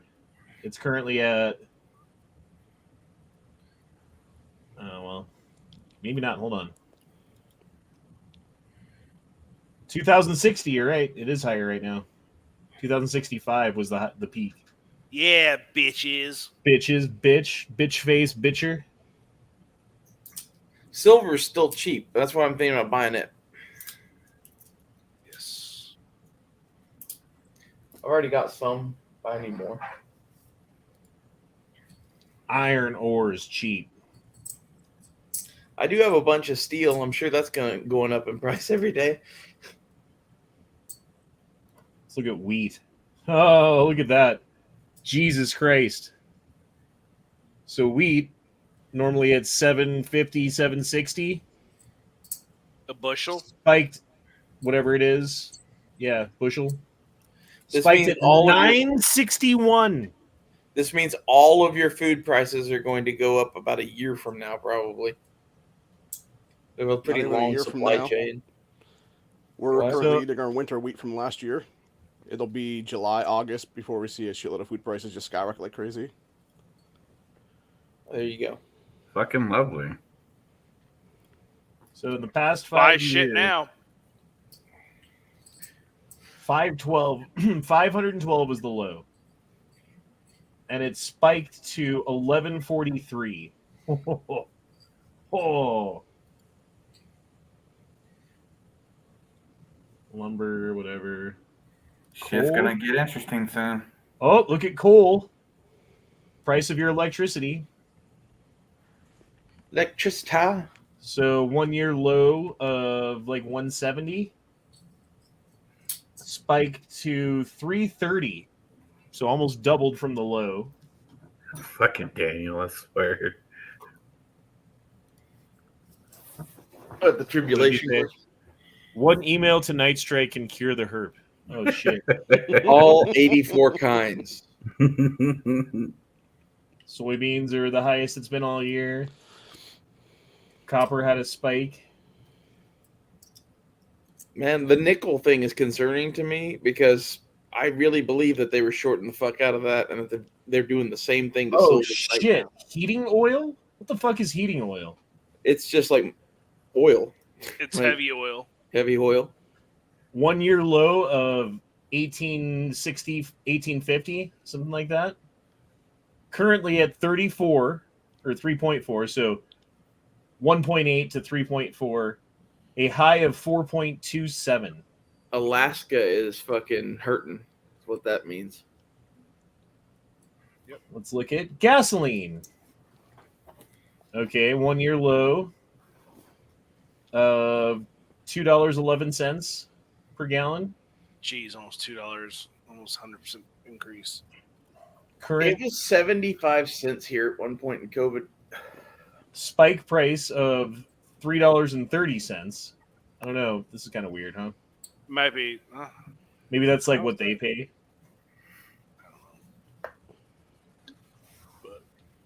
Oh, look at it. Here's the last day Trump, or not the last day, but here's Trump in office. We're sitting at $1.95, just under $2 For gas? Yeah. Here's Biden, $3.68. Damn. Right, They're going to natural blame gas. all this shit on Trump and Russia. Already are.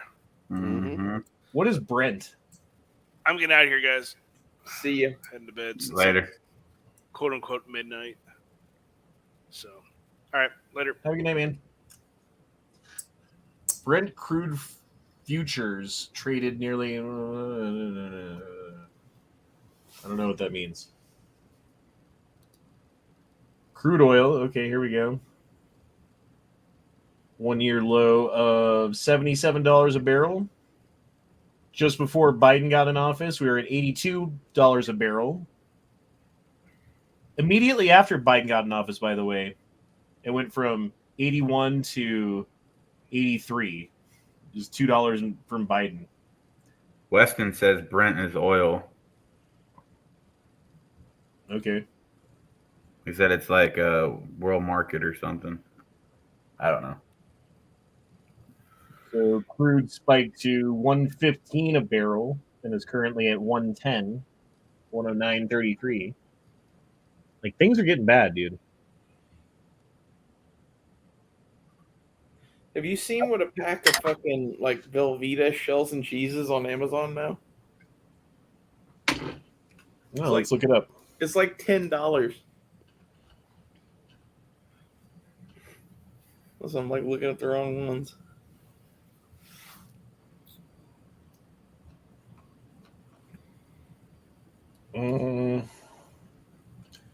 Amazon. I don't want images of Amazon. God damn it. Velveeta. Block Mexican cheese. Still cheap. Well, that's just the cheese. I was talking about the macaroni and cheese.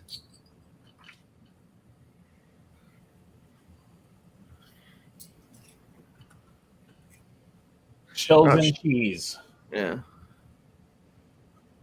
3-pack for $7.50. Oh, you get a Maybe whole it's just bunch the of one them. I'm looking at. Okay. That's weird.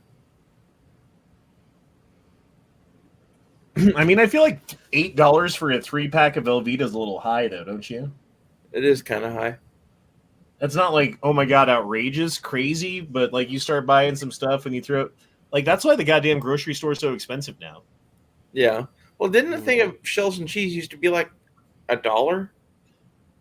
Am Am I wrong? I think I used to get like when I was like fucking scrounging for money to buy groceries, I would get the store brand because it was 99 cents, and I think the Velveeta shells and cheese was $1.50. Okay. Yeah, Yeah. that sounds like about right.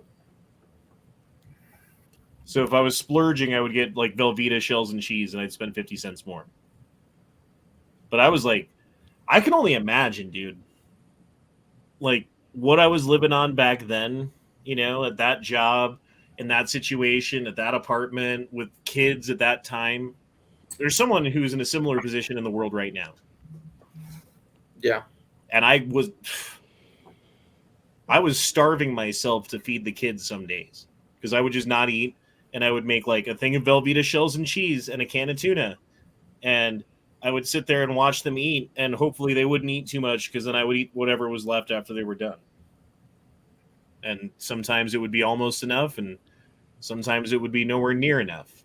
And I would just be like, okay, well, I guess I'm not eating for the rest of the day regardless, so Yeah.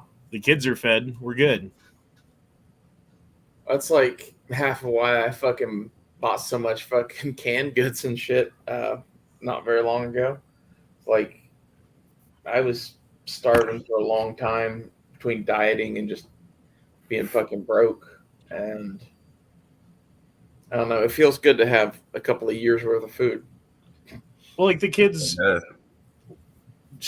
their mom dropped them off to me. I'm thinking of this one particular day that was just like the saddest day ever, dude. And I don't have any money at all for food. I scrounged some change together by like searching through stuff and then the couch and stuff, and got a couple of bucks together and took the kids to Wendy's or whatever, like the burger, I think it was Burger King, and got each of them $1 burger, $1 French fry, and 3 waters. And I sat there and I was like watching them eat, and they could tell that I was hungry. So they gave me their burgers, and I couldn't take it, dude. That was too much. Like, no, dude, this is your fucking burger. You eat it. They're like, no, Dad, you're hungry. Like, what do you say to that, dude? It's rough. I've done it before with my son. And there was no other option, dude. And I fucked myself into a corner, I'll admit. But that was a tough realization. And I think maybe that's what it was like, here's your fucking slap in the fucking mouth of reality. Get your fucking shit together and stop being a piece of fucking shit. Yeah, I think that's what it was. So it was a good thing, really. Daniel says, I'm going to prayer request our Lord and Savior to give me $10 more gas so I can be Exxon stock rich.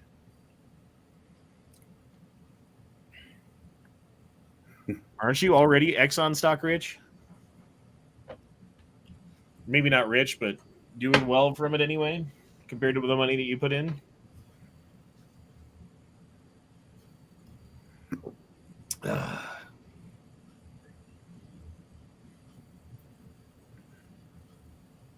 See, X Adam 1 gets it, man. Mm-hmm. I feel your pain. I used to do that with my daughter. I'd feed her, and if she wanted more, I wouldn't eat. I got by with like a soda a day. And that's when I decided career changes. Well, the thing was, like, I was working at a hotel at the time, and the hotel had this buffet sometimes, not every day, for the employees. So like you could like have food, and it was cheap for them, and they had like 150 employees or something like that. So them just setting up a little buffet so you can make sandwiches at a sandwich bar. And I'd make like 10 sandwiches and put them in boxes and put them in my backpack and like fucking ferret them away, And then like that's what we would eat.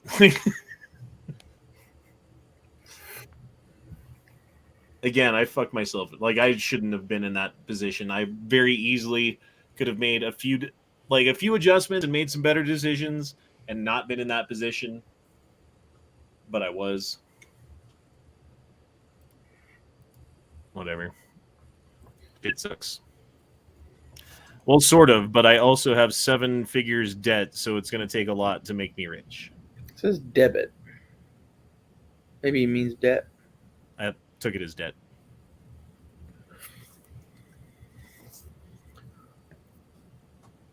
It's a lot of debit. That's what Okay. it's a lot. If you own the house, like you don't own it, you're paying a mortgage on a house. That's not a lot though. That's just you're paying off a house. You know, Well, if like that's like college and medical and other bullshit debt, like yeah, that's a lot of fucking debt.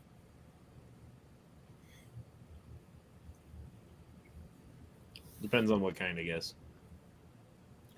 I wouldn't mind having a mortgage because you're going to pay rent no matter what, unless you're just going to be fucking homeless or live in a van or something, right? Mm. So you might as well fucking pay your rent towards the house that you might own someday. And when you sell it, you might get some of that money back too. Yeah, especially right now with the being a seller's market.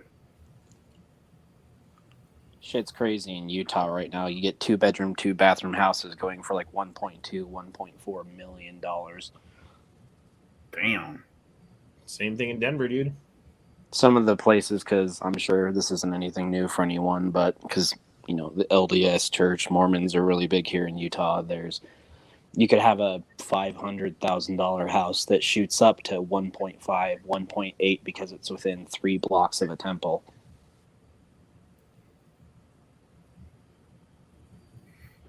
I knew a lot of, I don't know if it was just the area that I grew up in high school wise, but there was a lot of like, not a lot, but of the Mormons, the girls were like hot. I don't know what it was. It was like, that's how they get you into the religion. You just like find a hot chick and fucking breed her a whole bunch. I think we should all become Mormons. You know, I've done a lot of traveling, and I do have to say that there is a much higher surplus of attractive women in Utah than other states. I believe it. Too bad you Yeah, gotta like desert air. fucking believe in seer stones and magical underwear to fucking get access to those chicks. But I'm willing to believe anything at this point, just to fucking have people around me that believe the end of the world was coming, because like it fucking looks like it is. that being said, of all the different groups of people that I've met, the Mormons seem to me to be one of the nicest. I would agree. You know, Mm-hmm. There's like a... Oh, sorry, go ahead. no, good, you're good. There's like a 9 out of 10 ratio of amazing Mormon people that are just genuine, good, decent folks. The rest are nothing fancy. That 1 out of the 10, it's like they're either one or the other in the extremes. They're either just genuinely good people or just trash, garbage human beings who only pretend to be a good person one day a week. Where do you live at in Utah? I'm like, do you remember when all the riots were going on? There was that Arrow dude. No, the Great. He was in the Utah. Ford that got shot at in Provo. Oh, you're giving like real specific. I was just saying like Provo, Salt Lake, like I'm like fucking nowhere. 30 minutes south of Provo. Okay. Have you ever gone to a nut and fancy meetup? No. No, I didn't What even. about that gun shop that he always uses? What's the name of it? Fuck. I don't know. I've honestly never watched any of Nut and Fancy's videos other than what plays automatically when you scroll by in the search. You're missing out. 28 minutes of this is the best pocket knife on earth. And that's exactly why I've never watched any of them. I'm fine with long episodes, but there has to be a fucking point. Yeah, and just did a bunch of fucking just nonsense. I don't see how that make it. I'd get tired of hearing myself about those, you know. I mean, if I was going to move to another state, Utah. these are the ones that I've thought about seriously. Texas, Montana, Wyoming, Utah, and that's it. Utah's nice. I mean, I can go to just like I did today when I went and shot the AR. I drove 5 minutes down the road into out in the middle of nowhere rural canyon with a setup range that has little. I mean, the community just uses it. There's long range rifle plates that are set up. There's handgun plates that are set up. There's stuff that the local police teach there's not really Cub Scouts and all that anymore, but the youth groups had to shoot like 22s and stuff. So it's a great place for guns, at least. I like Oklahoma. I haven't been there yet. Once I go there, it might be on the list, or it might be struck from the list forever. We'll find out in 2 weeks. Well, the good part about Oklahoma is that it's a little bit like Texas, but we have legal weed. That is a plus. I heard some bullshit yesterday from my wife, because she's a pharmacy tech and they hear about this kind of stuff, that they're trying to make CBD products that can only be sold at dispensaries, which is absolute fucking insanity. Like, I have really bad trouble sleeping, and it's been for fucking ever that I've had it, and the CBD stuff is the only thing that helps me sleep, and now I've got to go get a fucking green card and lose my carry license so that I can have a 0 THC CBD gummy or some shit. Like, what the fuck is that? That's the bad part of Utah, is the LDS's church's influence on local politics. Right. See, Yeah, that's where the Mormons would lose us, Honda. Like, we couldn't have weed. You can't have caffeine or nicotine or anything else. yeah, but it keeps the riffraff out. It does. Not really. They just don't talk about it as much because there's influence in all the news as well. I mean, if you go to Provo, Expedition, I'm pretty sure that was the truck that got shot at during all the riots in Provo. But that same street where that guy got shot at, I worked at for 6.5 years. And you walk anywhere in Provo for longer than 5 minutes, and you're going to see 3 to 6 homeless folks. Not saying all homeless people are riffraffs, but there's plenty going on in Utah that no one wants to report about. Homeless were one of the, if not the top opiate addict states. Teen pregnancies. I mean, there's just a lot of shit no one ever talks about because it never gets to the news. Well, Did you ever haven't see Daniel's you other? haven't seen homeless problems until you've been to LA.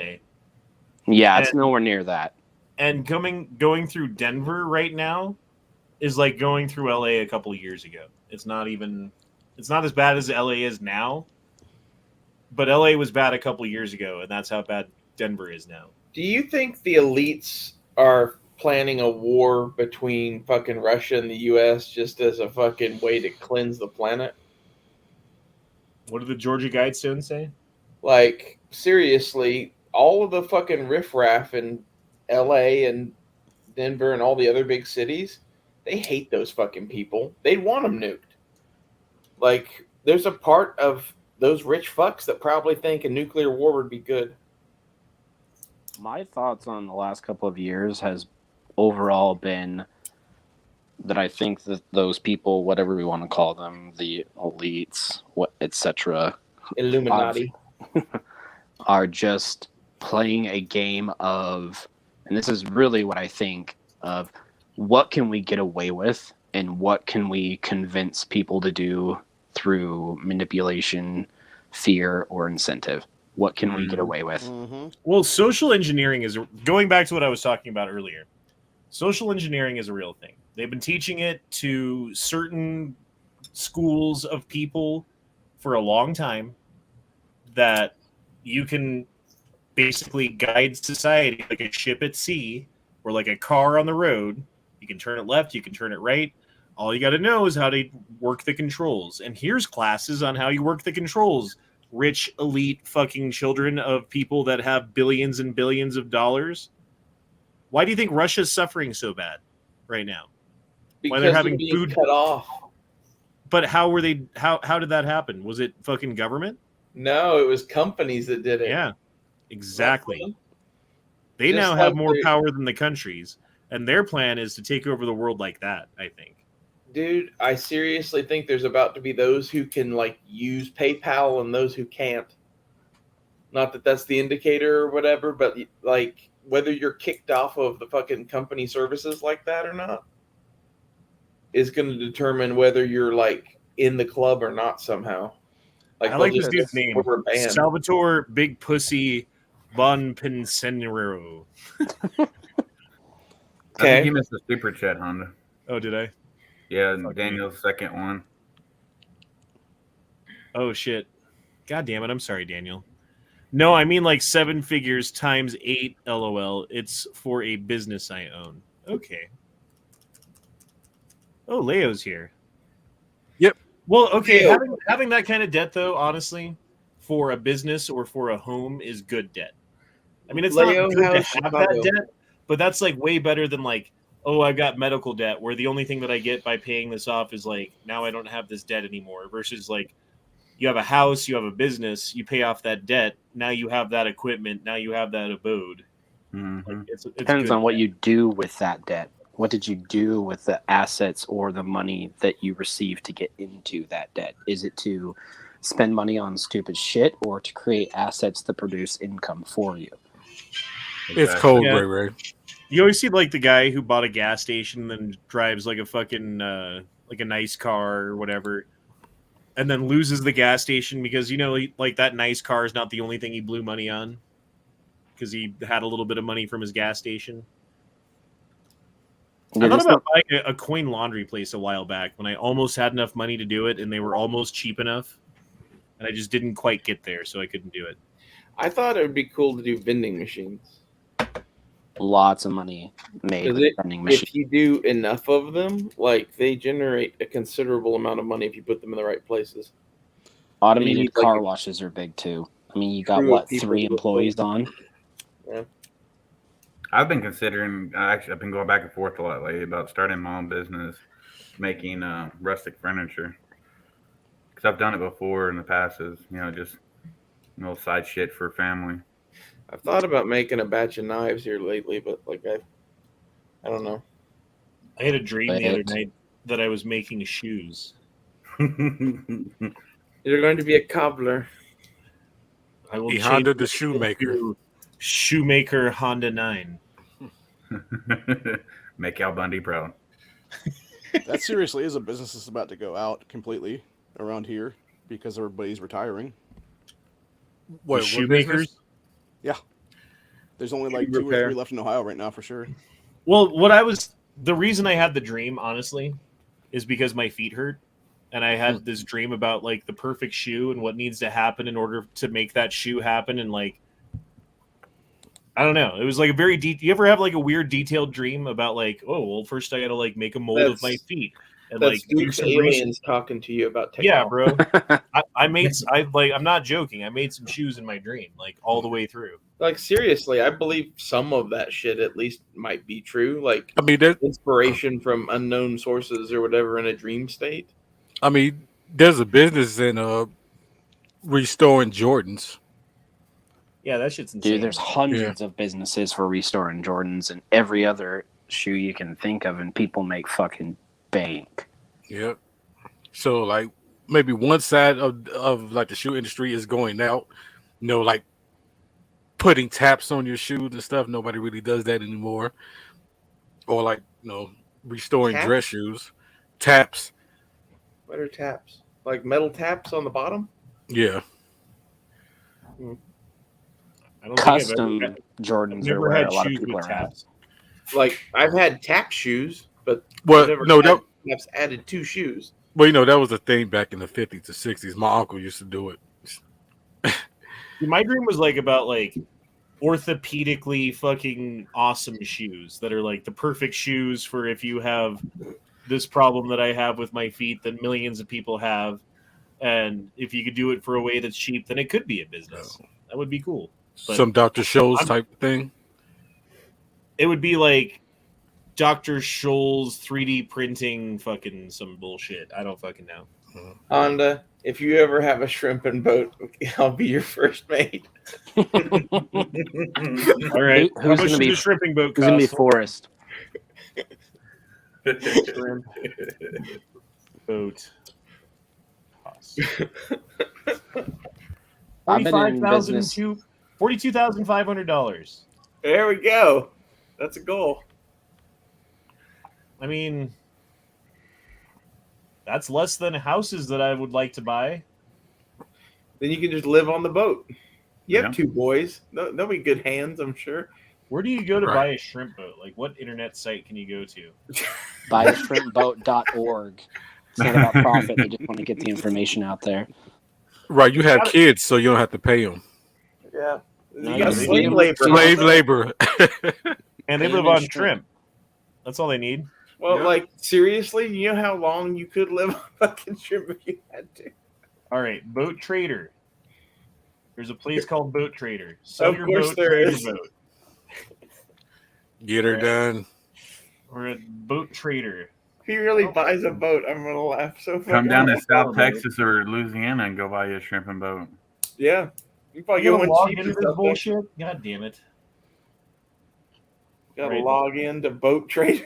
Boat Trader out. Very popular website. It's like Auto Trader for the ocean. So it's Auto Trader for pirates. Boat Trader's number one. All right. MarineMax.com. What about stoleninternationalboats.com? But that's cheaper. Oh, this is for like yachts and shit. That's not. How about the police auction? Yeah, get the police up.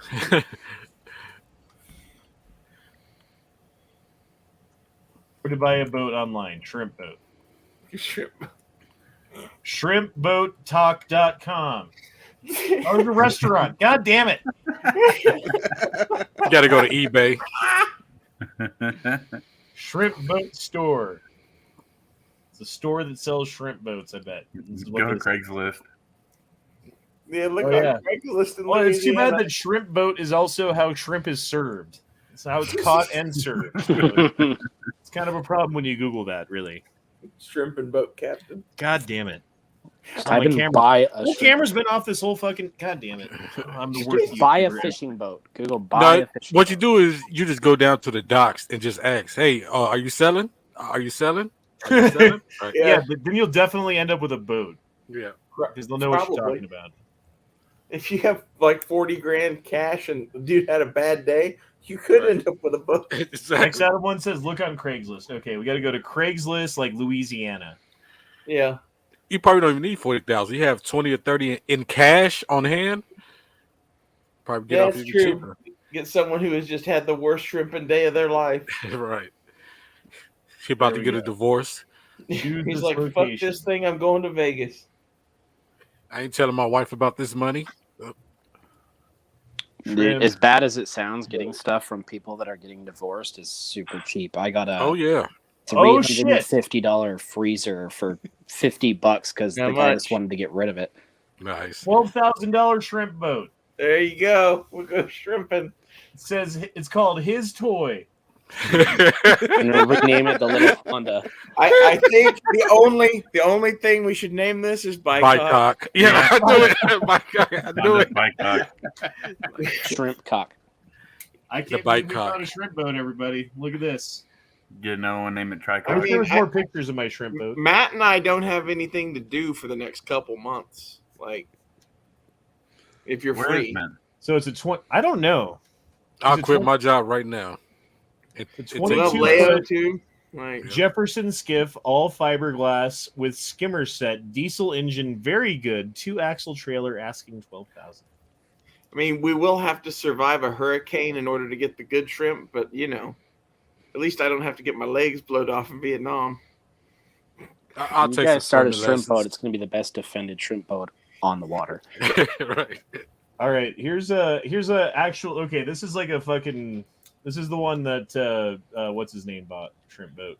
Dude, this Forrest is the Gump. deadliest cash shit. Yeah, this is a Forrest Gump shrimp boat. It's cost a little bit more. That's what we need. This is $75,000. So I still Just not go bad. find Captain Dan and buy his old one. All right.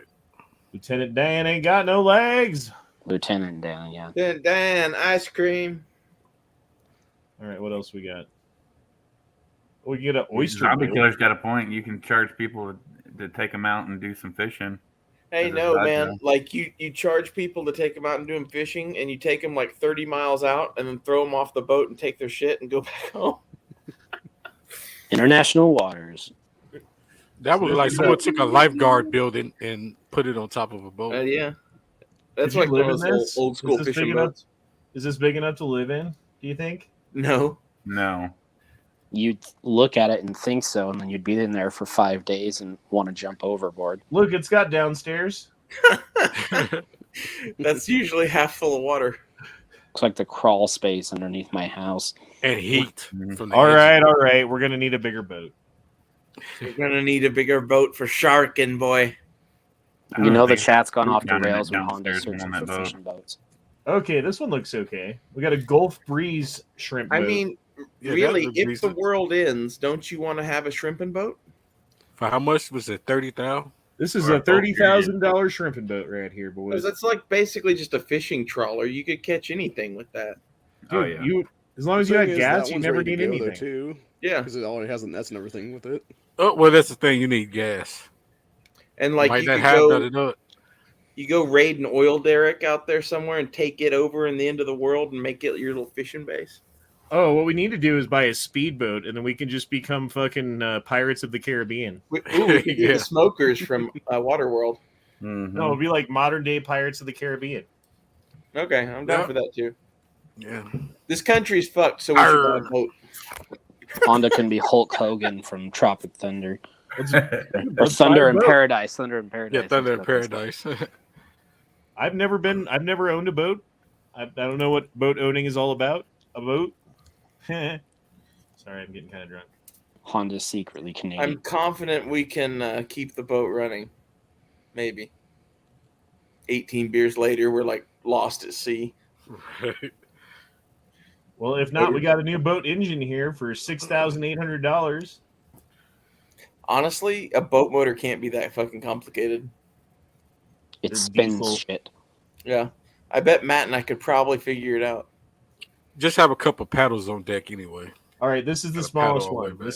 This is the bare minimum boat, Fucking but John it's a boat. shrimping boat You technically. like you try to catch alligators with that. Yeah, that looks like Right. a swamp boat. Looks like it should have a giant ass fan on the back. Right, about to say just missing the fan. I like it in Waterboy when they pull it right into the stadium. Yes. I'm the water boy. Okay, this one's The $550,000, water sucks. Jesus. It really, really sucks. and these are the only pictures that they give you. $500,000. But you could live on this. This is like a house. Like seriously though, if we could scrape together $500,000, that would be bitching. Keep you sending in imagine- those super chats. Yeah. Can you imagine the amount of gas that thing burns, though? Yeah, you would have to actively be fishing all the time in order to just pay for that thing to move. We'll You'd just have to sail it. pull something to hold all your gas.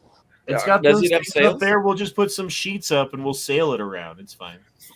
Dude, if we bought a fucking like fishing schooner or some shit like that, a sailboat, it would be fucking hilarious. Oh, Or put No something. way. Go Viking style and just have a fuckload of arms out there to just sit there and row through the ocean. yeah. Just Mhm. build a Viking longship and like sail over to England and raid it and sail back. Just hire a bunch of Mexicans to roll it for you. Dude, it would be hilarious to take a Viking longship and steal the crown jewels of England and fucking leave. Could you live on one of these things? Yeah. Yeah, you and like Mhm. a chick and maybe a couple kids probably could. The better question is, could you attach some cannons to it? That is Well, the 'cause- question. It's a sailboat, so you don't need gas. It's $16,000, so it's pretty cheap as far as like a place that you can live in. You know, Now Like, the how thing much- is, it's going to be cramped inside, and your toilet is going to be a marine toilet that probably is going to cause you nightmares in the future. But Mm-hmm. what is a marine toilet? it's a hole that goes into the ocean.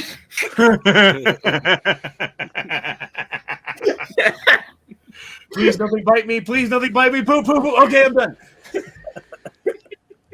you guys hear If about not- that astronaut that also if not, it did? definitely will when someone like dives under the boat and sticks their hand up there at you. Which I'm guessing someone would eventually do to Honda because they was freaked out by water. He said an astronaut lost his dick. No. This astronaut guy also did a Oh, deep sea, I guess you could call it, I don't know, some kind of scientific experiment where they lived underwater in this underwater base, I guess you could call it, research center for several weeks. And to take a shit, what you had to do was get your scuba gear on with, I don't know what kind of scuba gear wetsuit doesn't have a I- fucking I bottom heard in it. about this. The fucking like Yeah. fish would eat the shit as Yeah, it yeah, came no, out let of him the finish. Let him finish. Yeah, but that's true, but that wasn't the terrifying part. The terrifying part is you literally just go into this like pool that's on the bottom deck that just goes into the ocean. So you just swim down to the bottom like 15 feet down and take a shit and hope a shark doesn't swim by and take a chunk out of your ass while you're doing it. Like, didn't he say he saw like that's a a giant shit. like a giant eyeball next to him one time? He said it was, compared to being in space and all the other shit he's done, that it was one of the most terrifying things he's ever done in his life was taking a shit every day. Because there's no protection. It's just you just hop in the pool that goes down into the ocean. You just chill on the bottom and drop a deuce and hope, Mr. Shark isn't particularly hungry that day. I bet they it's didn't have all a problem black. with constipation down there. Yeah, I don't know. I'd have to shit real bad. All right, this one's $6,000. I mean, come on. Is this big enough? I can't tell. How old is it? 1979. It floats, motherfucker. It's fine. Does anyone else find like actual sailing fucking terrifying? Like, hey, Yes, let's it go out in the middle of terrifies the fucking fuck ocean out of me. and hope that it No, fucking has some wind. Sailing's fine, man. You just have to know how to do it. Every time I was on a boat, I had no issue with it. Yeah. Like, you need to be You were on mindful this of your boat, though? surroundings on a sailboat. If you're on this boat and you're in the middle of the ocean, I would be terrified. I mean, granted, I was never in the ocean. I was in the Great Lakes. Yeah, see, there's differences. I know. Are you in the Great Lakes and there's some pine trees over here versus every direction I look is nothing but blue and horizon and the wind stops blowing. I love being far enough out that you don't see land, man. I've never done it. I do it with someone qualified with a good ship and all that kind of stuff for fun, but as a living, fuck that. MSB I don't know. I like the ocean. I could just live on it. MSB says, dude swims around trolling a turd like a goldfish. Yeah. And something's eating the turd out of his butthole while he does it. Dude, that was the freakiest part of that. Like, seriously. I could have sworn I seen that. And he said one time he saw like a giant eye, and it could have been like a squid. He might have. They were at the bottom of the ocean. Like, that was their whole experiment was. One of the aspects of their experiment was what are the effects on human beings living underwater this long, even if it's in a controlled environment like this. I don't know what they called it, their base, their research center, whatever, but that was one of the aspects is what is the effects. And apparently, the whole, what do they call it? The spins or whatever, if you come up too fast from scuba diving. The bends. The bend, yeah. The bends. They had to do it really, really slow, and it was like an all-day process where they'd go up this much and wait for hours, go up this much, wait for hours. I was just watching this thing earlier today that was about divers in Lake Baikal in Russia, that they were down at the bottom of the deepest part of that and ran into some sort of other thing that looked humanoid that was swimming around without scuba gear. And they tried to capture one, and when they did, something hit them and brought them all the way up to the surface, and like half of these dudes died from the bends. It's like, Jesus. Wow. I don't know about that. So I've been waiting tables for a really long time. And if I have time, I'll talk to the people. So I've talked to a lot of fucking people over the years, right? And certain conversations stuck with me. This one stuck. There was this guy who was an underwater welder who worked for oil companies, right? And his job was when there's some sort of problem that needs to be welded, he would put on like the fucking deep sea diving scuba suit and like ride this elevator down to the bottom of the ocean where it needs to be fucking worked on. And there's like a platform and lights and equipment and his gear and shit. And like he, works on his stuff. Well, he's doing his thing one day and the lights on the platform go out, which happens. But now you're at the bottom of the ocean. It's pitch black. You can't see anything. So the only time you can see is when you touch the welder to the thing that you're welding, right? So you get that spark, and then you can see for a second, like, okay, this way. Boom. Okay, this is what I got to do. Boom. And then you weld your thing, and you can go. So he's doing that, and he's sparking his welder to see what he can see, and he sparks it, And in front of him, directly in front of him, like you could reach out and touch it, is an eyeball that's like bigger than him. And then Yep. it's pitch Nope. black. Nope. Fuck that. And dude said he couldn't get up to the fucking surface fast enough, and you got to go through that whole depressurization thing because otherwise your blood turns carbonated and kills you. So, Dude, does the guy need a flashlight? I'll send him a flashlight. Because So- fuck that. Right, or Dude, some glow stick. The underwater welding thing is like a whole thing. First off, like talk about risky fucking jobs. Those dudes, if they do that for more than a couple of years, start developing weird ass conditions from being in the water with all that electricity. Yeah, I think the life expectancy of them, if I remember correctly, is like 32 or 35 years. Because I looked into doing that when I was in college, because I used to be a certified welder. But I found out that I couldn't do it because of my fucked up hip. Wouldn't be able to stand the pressures down there in the suits. That's why you do it for 3 years, and then you go buy your laundromat, and you're done.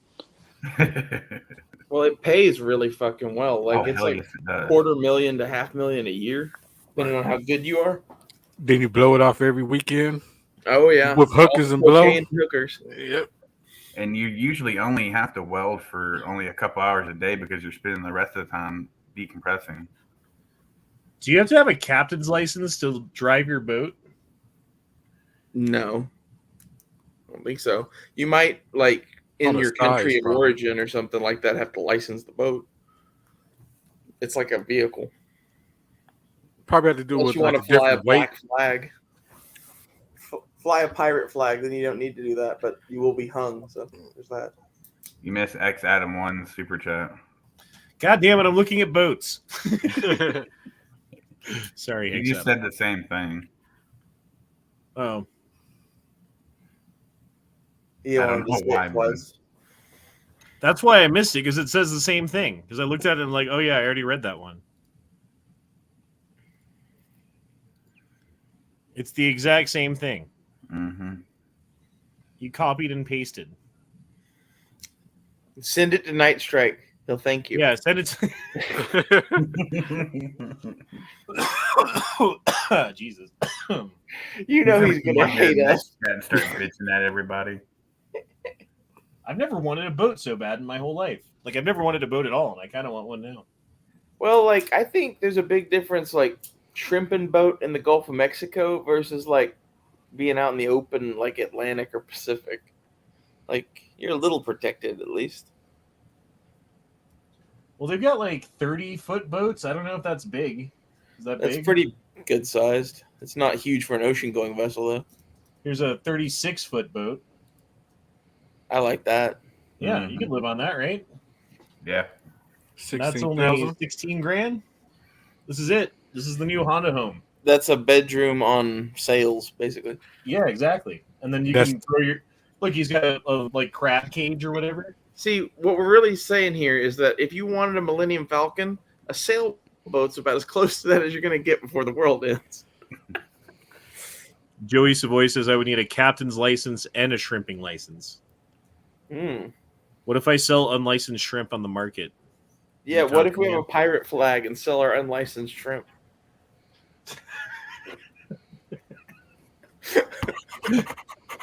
We sell everything on the Chinese market. The problem is like if there's ever a problem with the boat and I got to like jump into the water, like the boat's just gonna sink because I'm not gonna do that shit. Well, see, that's why I'll be a perfect first mate for you because I love swimming. The ocean terrifies me, dude. Like I'm okay if like I've got like some separate, I got some like fiberglass and motor between me and what's going on down there. Like I got a little throttle. Like I don't mind a jet ski, dude, because you can throttle away from shit. Like if there's a shark, you can get away from it real quick. It's fine. Swimming, I swim like 1 mile an hour. Sharks swim like 60 miles an hour. It's My like way deal, faster. my How deal fast? is I want fucking like fins and a snorkel and mask and dive knife and shit. Like at least, if not tanks. I like tanks. Harpoon You're gun. gonna have to provide all that shit for yourself. I'm sorry. It's not in the Hondler SS benefits package. I've got my own mask and snorkel. I just need fins. How fast do sharks swim? Like, Google that shit. What is the actual like great white shark? Well, If like I a remember correctly, mako. makos are the quickest, and Yeah. they swim 60 miles an hour. Let's test. Yeah, but we all know we're scared of Jaws. That's what we're all really freaked out about. It's probably the smaller ones that be really getting you. So like the tiger shark. or I something. know that I'm sending out enough positive energy vibes that it drives the sharks away and makes them go towards Honda. Okay, short fin mako shark. The short fin mako shark. Blah blah blah blah blah blah. Isurus oxyrhinoceros is found offshore in tropical and warm temperature oceans. Has been known to travel into cooler waters at times. It is a very strong and fastest known species of shark, reaching moving speeds of 31 miles per hour, but bursts of up to 50 kph, 46 miles per hour. The first time I ever swam in the ocean, it was in the surf at San Diego. And like as I was doing it, it hit me. "Oh, this is right where people get eaten." Yeah, nope. Deep water got ruined for me when I was young. Right after the first time I swam in deep water was right after I fucking watched Anaconda for the first time, and I was like, "Fuck this shit! Dude, I'm gonna I get was eaten by a loving giant snake." Honda. What, do you live in Florida? Me? No, I'm in Utah. Oh. That's why, because you're No, from the snakes on the I'm a reaver. desert person. This is water. I don't know what to do. The Yeah, snakes deep on the water for me reaver. is like 12 feet. Yeah. That movie, John Voight has one of the worst accents ever in that movie. When I was a kid, I wanted to be I'm drunk. I can't even think of the word. Shrimp boat captain? Shrapnel. Archaeologist, but for the ocean. Oh, oceanographer. I wanted to be an oceanographer. And so I watched all the videos that I could about oceanography and Jacques Cousteau and all of these other things about like whatever it was, the things that they discovered, and this giant creature that lives here, and this poisonous thing that lives there, and this great white, and this mako, and white tip, and bull, and fucking tiger, and all these other fucking animals, and box jellyfish, and all this cool shit that lives in the ocean. Cool, Mermaids. safe, store. I know all about it. I know exactly what will kill you and how. Hey, let's go to the ocean. We're in Florida. My sister is driving the fucking Ski-Doo, and I'm on the back, and she does some dumb shit, and it fucking sends me off the back of the Ski-Doo. And she doesn't notice right away. And so it takes her a minute to fucking circle back around and get to me. And in that minute, which felt like an hour, I realized that oceanography is not what I want to do. So I liked oceanography also, and I needed a science class as an elective while I was at MSU, and I decided to take oceanography.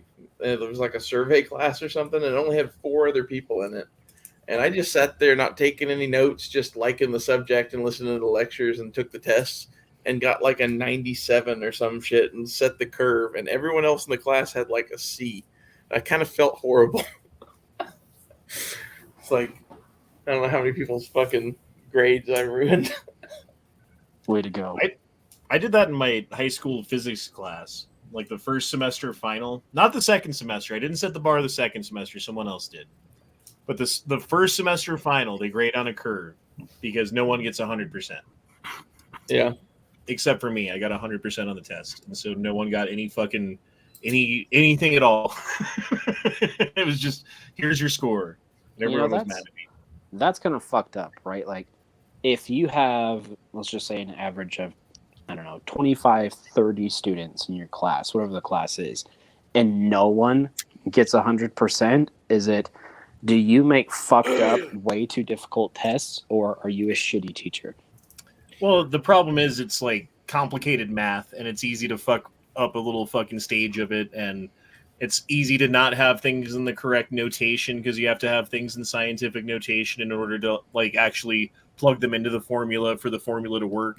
So if you have everything right, but you miss a notation, then the whole thing's wrong. You know what I mean? Right. So there's all kinds of little shit like that that's involved with it that I was super paying attention to, and I just did really well at. And it wasn't one class; it was 4 classes of 30 kids, and everyone got graded on my curve, and they were all mad at it. There was 120 kids who were mad at me.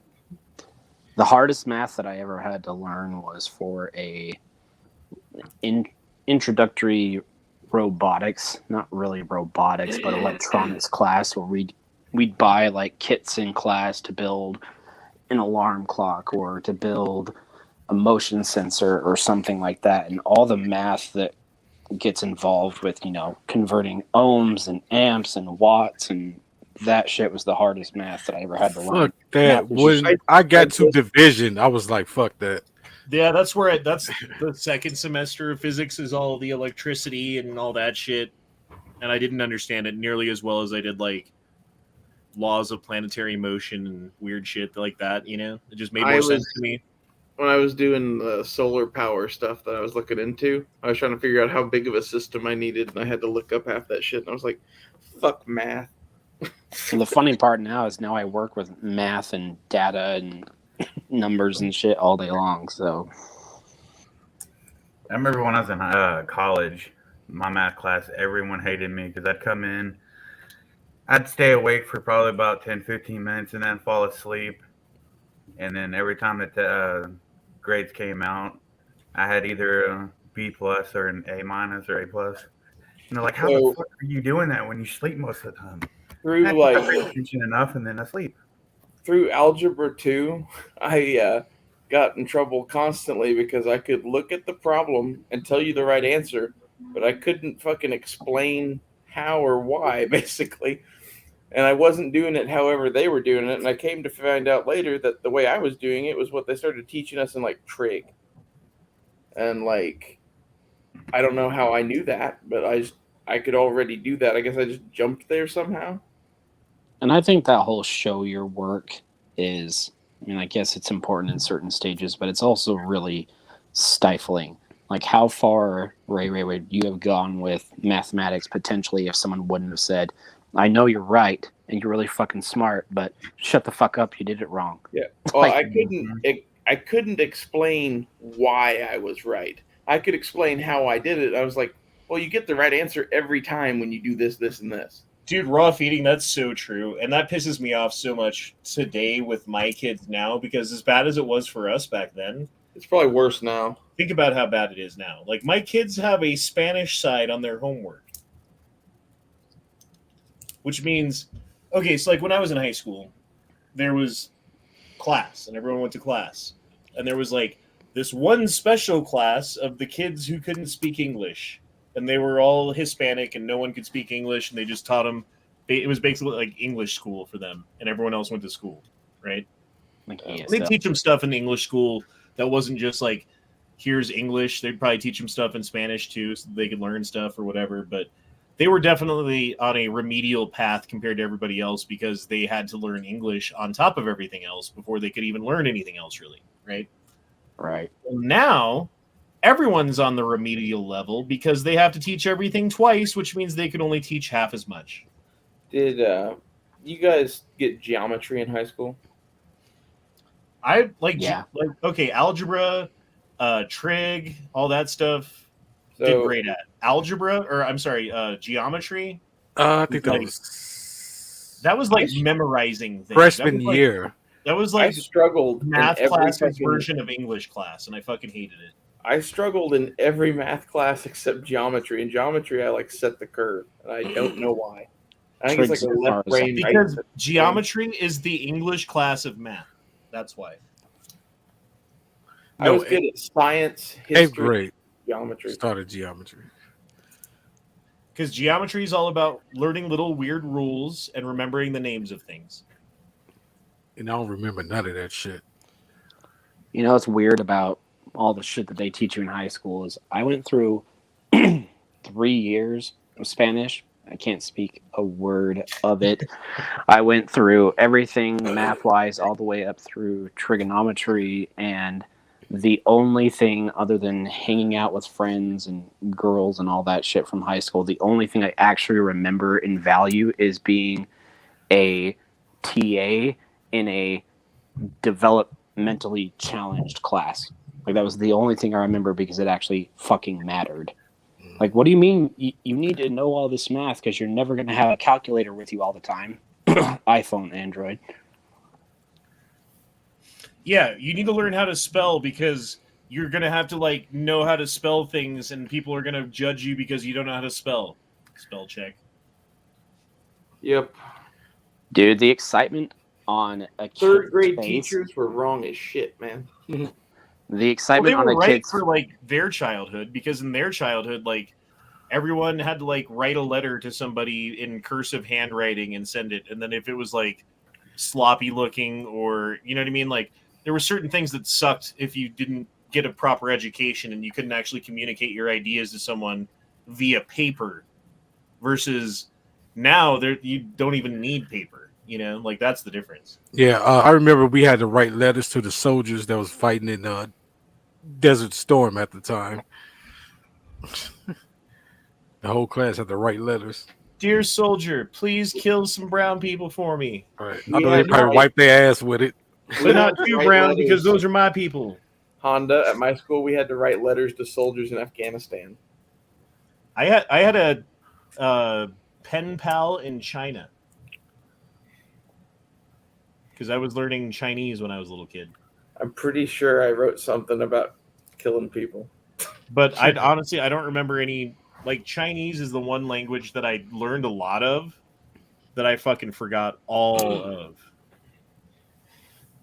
I know, was it Shishi? It's like thank you, and then Yeah, I mean there's like Ni Xiao Xin Ma Minzi. It's like what is your name?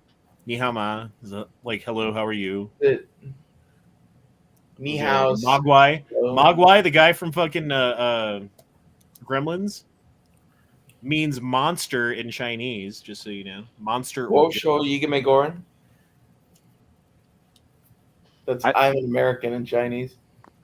I think the ability to get enough from what someone is saying that doesn't speak your same language is going to become more and more important as time goes on. Like as soon as I got out of high school, literally like I had my last day at my job on Tuesday, graduated Thursday, and was in Alaska from Utah on Saturday. I just bailed, working a summer job, and most of the employees there were people from somewhere in Europe, like Bulgaria, Slovakia, Russia, and so on. And now it's like something. The experience was great, but I'm so glad that I went, and now I'm able to get what someone is trying to say to me, even if they can't really say it, because of the experience of talking with those people. Dobro jutro. Yeah, Mandarin or Cantonese, right, Adam? Mostly it's Mandarin.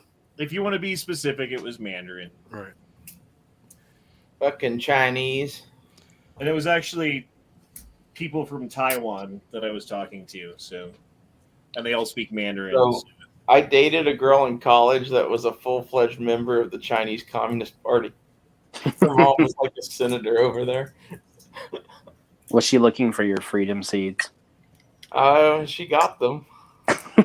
But we had to break it off when her parents met me because I was fucking guaylo, according to them. Fucking guaylo. Did he Mao? Well, if you were black, they would have probably Kalima. killed you. Wait, what'd you say, Leia? No, I said if Ray was black, they probably would have killed him. Probably. Oh yeah, no, they would have killed her. Is what they Right, would've and her too.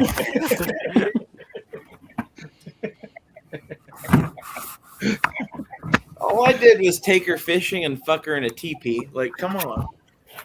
It's not that bad. Daniel says, "Fuck them Chinese commie bastards, damn Nazi grasshoppers." So since Honda was playing with a gun over there, I've got 2 AR questions for you all after going and shooting for the first time today. Don't put your penis in it. Put your penis in it. Okay. I guess I had 3 questions, so now that one's knocked off the list. Don't in the muzzle brake. Okay. Check. Before you go, Daniel is talking about the Chinese government, and that's saying fuck Chinese people. No, he's You saying too? fuck Chinese people because they're sexy Right. She Fuck was them, sexy. and they don't have many fathers over there for some reason. Exactly. So they're Okay, bastards. continue. So 2 questions. One's really simple. The second one may be more complicated. But the first one is, I'm sure it is. Maybe I'm wrong. I hope I'm not. But this is not only my first AR that I put together, but the first AR that I've shot. And is it normal to hear your spring going yeah. back and forth. Oh yeah. Okay. Shing, shing, shing, shing, shing. Yeah, exactly. Here, listen. You can Well, I always know hear the- that part, but when you're actually firing it and you've got your Yeah, ear up that's- against it, and That is 100% normal. Every AR-15 does that to some extent. okay, that's Yep. good.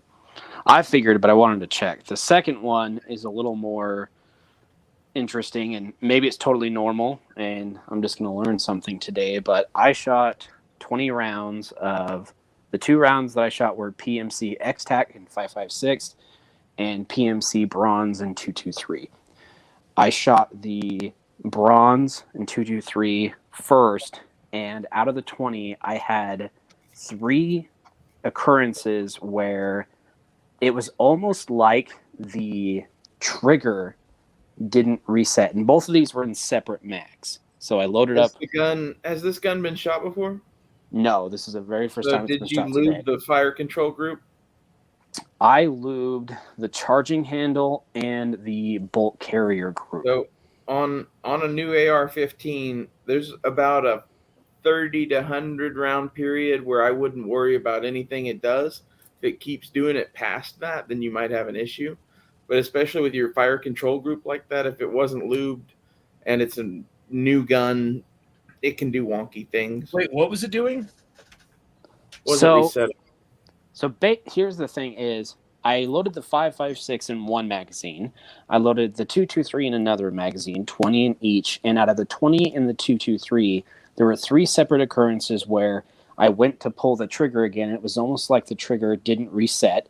So I dropped the mag, racked the round out, put the mag back in, chambered another one, and continued on. Then I took those 3 rounds that I ejected from that, put them back in the magazine, and all 3 of them shot right in a row without any issues. The 5.56 went through all 20 rounds without missing a beat. So my question was, does my AR just not like the 2.23 as much? Is there something wrong with the particular magazine that I had the 2.23 I think in? that was That's just the very first. odd. That's a very odd problem to have. Honestly. I think that's just the first magazine through the gun, and sometimes they do wonky shit. Well, I mean, you would think that if you ended up with a dead trigger, that means that the bolt didn't go back far enough to make the hammer snap past the fucking sear, right? See, but that's the thing is that it But if it went back far enough to chamber a new round, then it definitely went back far enough to do that. So why wouldn't it fucking? You could just have a bad fire control group too. Like I would definitely keep an eye on it. I wouldn't replace it as of yet, just because it is the first mag you ever put through the gun and you only did 40 rounds. And the second mag did fine. Like Maybe there was just like a piece of trash in there or something. Maybe there was like, I don't know, like some bullshit that you got into your the fire control group while you were putting it together that like made it skip past the sear or something when they cleared out after you shot it a couple times. Did you assemble this lower yourself? Oh, he disconnected. He's trying to reconnect. I was going to ask him, did the bolt seat all the way? Couple of super chats real quick. Daniel says, I said what I meant. Fuck them Chinese commie bastards. Daniel also says, if you're Chinese commie, F you, I don't see how that's controversial. Hey, as a communist, I find that offensive. I mean, you just can't wish them death. That's all. See, I always found commie chicks hot because we had like super intense political debates that ended in sex. I mean, I would assume that you put it together yourself. I would just, like, you can function test the fuck out of it at home without firing it. You know? I seriously think it was first mag issues, unlubed fire control group, some combination thereof. Well, I'm saying, though, like, if there is a problem, it will show up through dry 100%. fire racking your gun, you know? 100%.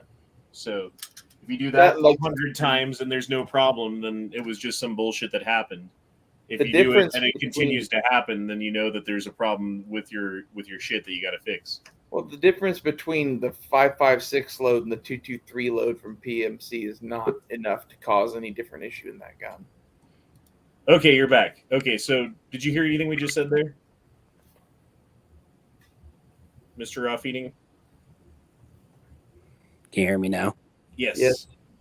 So, no, I got disconnected right Okay. after I finished talking. So what I would say is that you can determine whether it's a problem or not through functioning your gun without ammunition.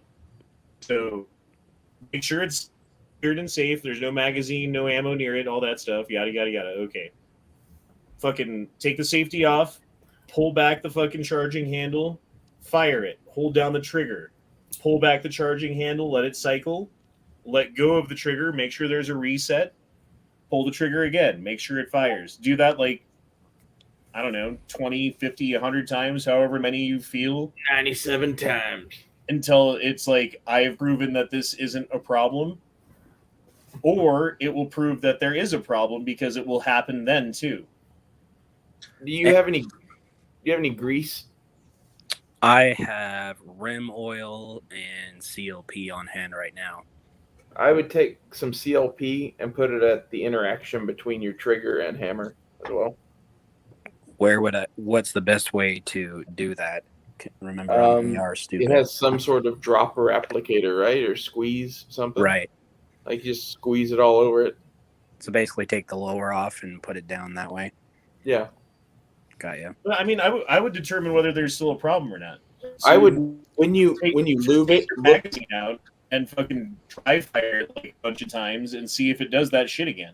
You know, because either there's a problem with your trigger mechanism that's causing that to happen, or there was a piece of gunk or something in there that caused it to happen. If it was a piece of gunk, it cleared itself out, it's gone. Like clean it, you know, and it won't happen again. If it's a mechanical problem, it will show up again and again and again while you dry fire it. And when you lube it, be sure to check in and around there and see that there's not a bunch of junk or something down in your fire control group too. Also, did you build this or was it built when it you was got a complete lower with an assembled lower with an assembled upper minus the bolt carrier group and charging handle, and I got the charging handle and the bolt carrier group from everything came from PSA. Put them together, threw a UTG rear sight on it, and called it good. So you didn't okay, got it. So sometimes you put the hammer spring in backwards or something stupid. Right. That's what I was thinking. No, it definitely did not do that. So if that happened, then someone at PSA did it, which I don't think so. I doubt that. What about dry firing it? Should I get snap caps for dry? I know that No, the AR-15 the trigger with fine. no upper on it's a big no, but Doesn't matter. The AR-15's fine for dry firing. Okay, long as the upper's on it. And if AR-15 firing pins like $3 or $4, like just buy a couple of those and have them. Yeah, that's actually not bad advice to just buy a couple extra parts, because those kind of parts are like $3 or $4, or like a spring kit is like $2, you know? Yeah, I want to get a couple of those. I know a couple of different companies make them, but they either call them like the Oops kit or the Whoops kit, those kinds of things. If you're wanting to get stuff for an AR-15, I would get firing pins, a spring kit like Honda said, and maybe even a complete bolt carrier group if you just really wanted to go overboard, because that has like a double of pretty much everything that can go wrong in an AR-15. I mean, Right. if you have an extra bolt carrier group, you almost don't need anything else. Yeah, That's You can go basically either way. right. That's everything that can go wrong. Either the bolt is going to shear off a fucking lug, or your and gas it has the is gonna extractor come with it. undone, or your extractor is going to break, or your firing pin, or whatever. That's all in there. Right. And this, I am going to, do an actual deep disassembly, not take the lower apart or anything, but take the bolt carrier group apart, do a real deep clean, lubing, all that stuff. But this time I just Hammer wanted to go out springs are there good and to shoot have, it too. before I fucked with it, so that if there was something going on, I could tell PSA, I didn't fucking touch shit. I put lube on it, and that's fucking it. Oh, and buffer springs are good to have too. Well, I appreciate it, guys. I was like, all right, what the fuck? First Mac, and this shit's going on, but and I put the 5.56 through it and 20 rounds, not a single issue. So I was like, okay, maybe this magazine's just fucked. I don't know. Okay, so wait, hold on. There's this guy on YouTube called School of the American Rifle. I don't know if you guys have ever heard of him. I haven't.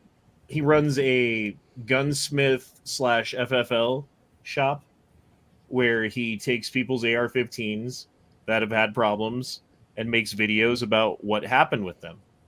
So, like, I don't know, like, he's got a million fucking videos, but, like, he'll go through every little part of the bolt. He'll look at things up close with a fucking up-close camera so you can see, like, exactly where the wear is happening that shouldn't be happening or whatever, and like, show you what it's like when it's put together correctly versus what it's like when it's not, and how to tell the difference. So if you're having some kind of problem with this or that, like, it'll point you in the right direction of what you need to do to fix it. It's actually a really cool channel. I like So that. almost every AR-15 I've ever built, the first mag would have a round or two do weird shit, whether it was a feed issue, or Really? a trigger issue, or it's a common thing. There's just like a certain amount of meshing that metal parts do in the first mag of a gun. And like 1911s are really this way too. But AR-15s, if you buy a high enough end one and it's from like LWRC or something, the only thing they do is they dump like 4 mags to the gun before you get it. Just to avoid that problem, so you don't call them and go, "This fucked up on the first mag." But like the cheap ass guns, like if you're buying a Palmetto State or something, they probably didn't run a mag through that at all. Right. Well, I'm going to do both. I'm going to shoot more out of it, and I'm going to do the function check that Honda was talking about, and I'm going to do the lubing, all that shit, and just take it out again and see what happens. Honestly, dude, the function check is going to tell you whether you actually have a problem or whether do that it's some first bullshit. too. So yeah, start with the function check, see if there's a problem, and then clean your rifle anyway. You know what I mean? Clean the fuck out of it anyway, because you just shot it and like you don't know like factory grease or whatever. Fucking clean it out, and then if you don't have a problem when you're dry firing it, and then you clean it out, next time you go to shoot, it should be fine. Right.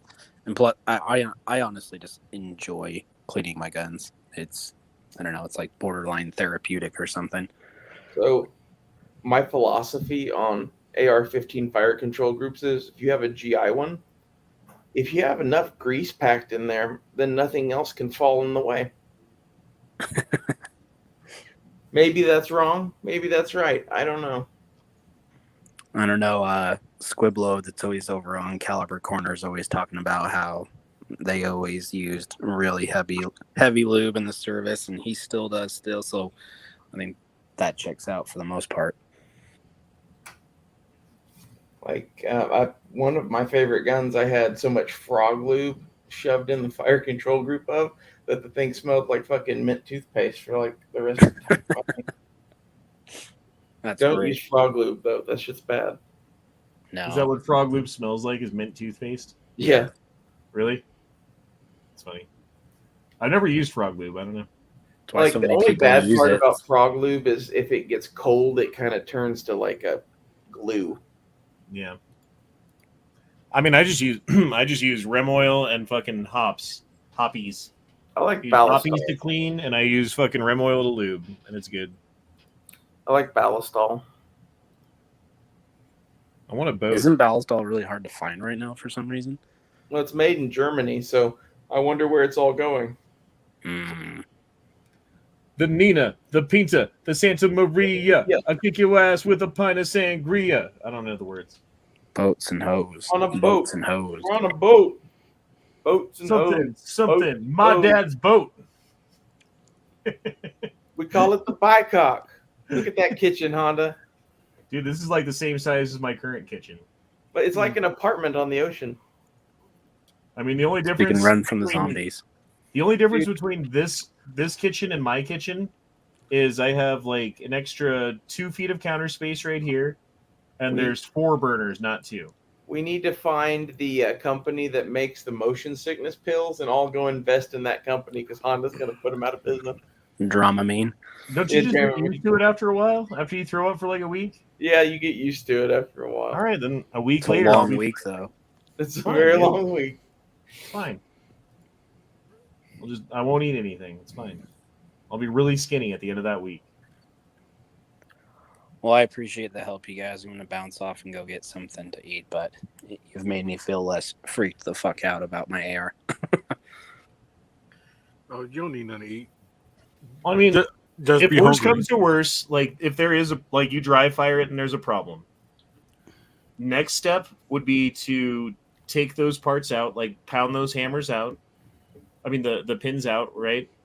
And take the fucking hammer and the trigger out, and like look at them and see if there's anything on them, and like fucking examine them, and then put them back in and see if you can do it correctly, and like see if there's a difference there. And then if it's still happening, then maybe you'll have to buy a new trigger control group. Yeah, like in worst case scenario, you get to upgrade your trigger. Yeah, that's pretty much it. Right. Well, hopefully it doesn't come to that. I'd like to have one AR in the collection that's just, this is exactly how it came and I didn't fucking touch anything. You can get like a ALG mil-spec trigger for like $30, I think. And you can get a really nice like drop-in housed trigger for like $80-$90, like a 3-pound trigger. And that way, even if those holes are off a little bit, you pound the fucking pins through that, and it's good to go. You just keep pounding it like Honda.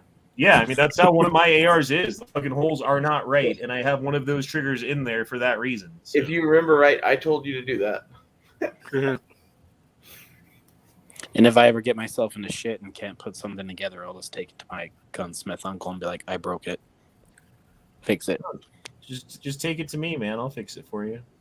But yeah, that's a lot longer drive. There's nothing on an AR-15 that you can't fix, more than likely, except for maybe taking a barrel on and off. Put some speed holes in it, man. It'll be good. Honda's School of Gunsmithing.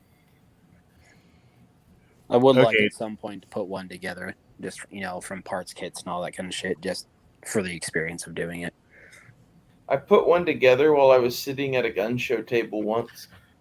That's I wish I would have known that feeling. The gun show 15. Exactly. Daniel says, okay, correction. Fuck commies no matter what the bottom of their foot says.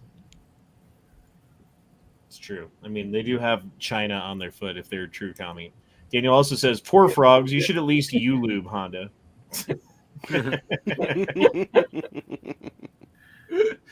Imagine being a frog and getting fucked to death by Honda. Jesus.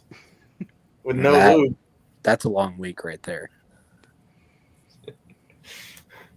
All right, guys, I'm going to bounce out. Thanks for having me. Oh, no, I can smell the toothpaste. He's coming. The fuck are vampire crabs? They are like a little like terrarium crab that people are breeding for money now, apparently. That's what I learned on YouTube last week. Okay, it's on YouTube for me too. Is YouTube pushing fucking vampire crabs now? I don't know, but I've seen that same exact video. Jesus Christ, what the fuck? We should compare the videos we both get pushed.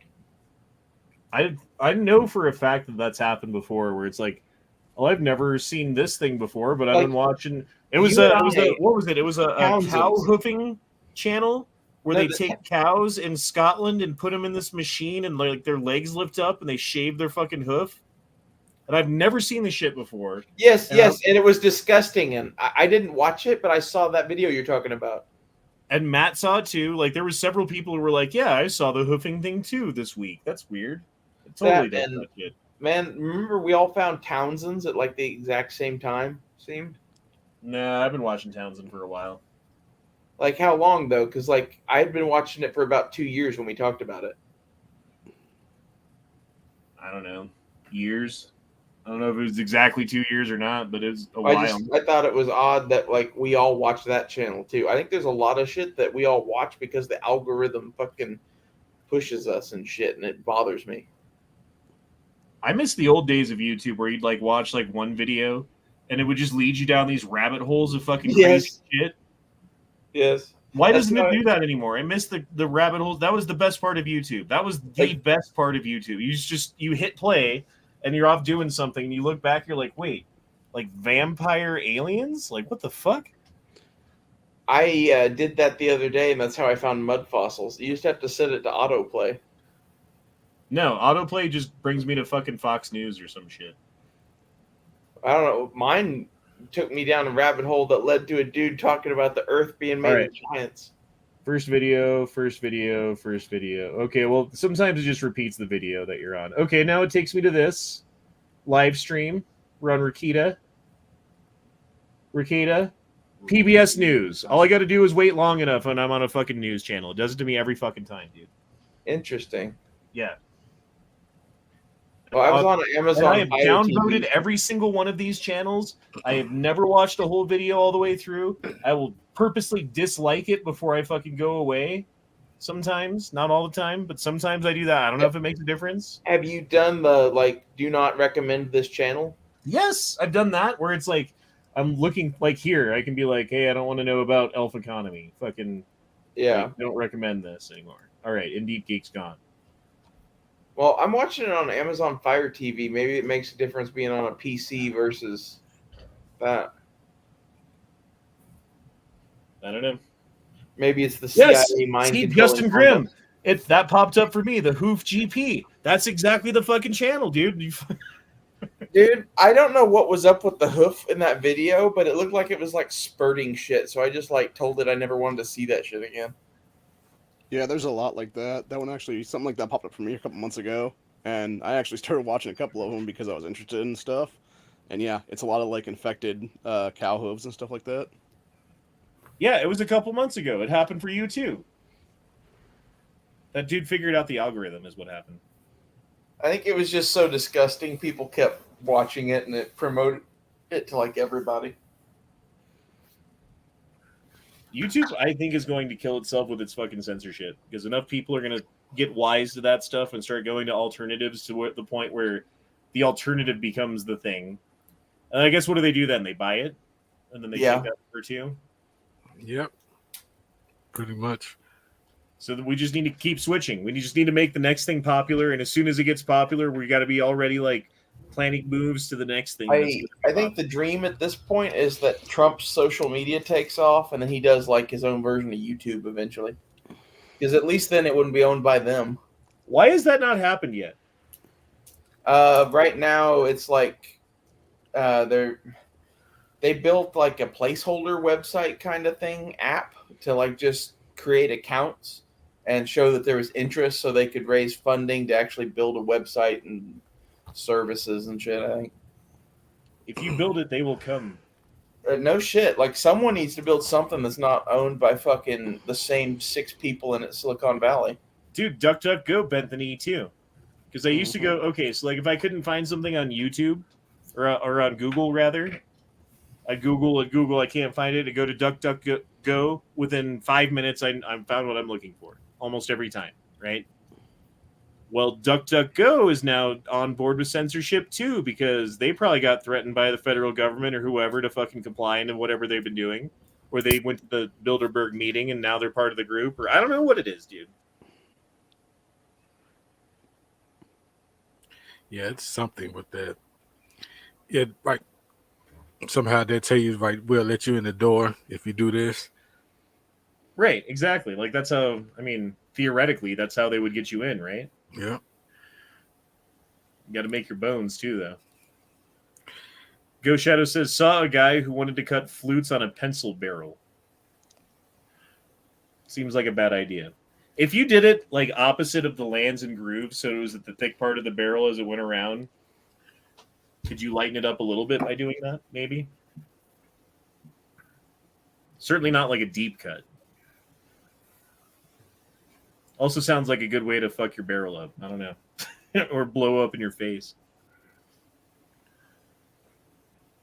Well, shit. It's been almost 3 hours. 2 hours, 48 minutes, 54 seconds to be exact. Matt never showed up because he's a giant vagina. And it's bleeding all over the place right now. He can't stop it, really. He needs the heavy flow fucking tampon. With wings. Yeah, with the pad to go with it, just in case. Apparently. Spaghetti barrel. I don't think it's that bad. Anyway, we'll be back tomorrow night for a little gay frog action. There's plenty of subjects out there to talk about. Thought we'd just have fun tonight and not get too serious. Hopefully it went that way. I don't know.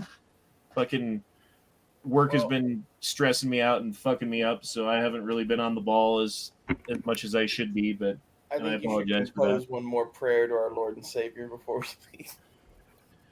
In nomine patri et filii et night strike. Night strike. Night. Thanks for the Bye, help and letting me hang out. Dude, anytime, man. You're always welcome back. Always, always. You should come more often. I send you invites all the time, motherfucker. Actually, I was sending your old fucking Discord, apparently, invites all the time. Come hard. So I know which Discord to send it to now, so I will continue to send you invites. But always welcome back. But, yeah, we're going to go ahead and shut it down now. I hope you guys have a good night. Peace out. Cock. Bye cock. For the win. Just blast it twice in the air like Joe Biden says. Later, everyone.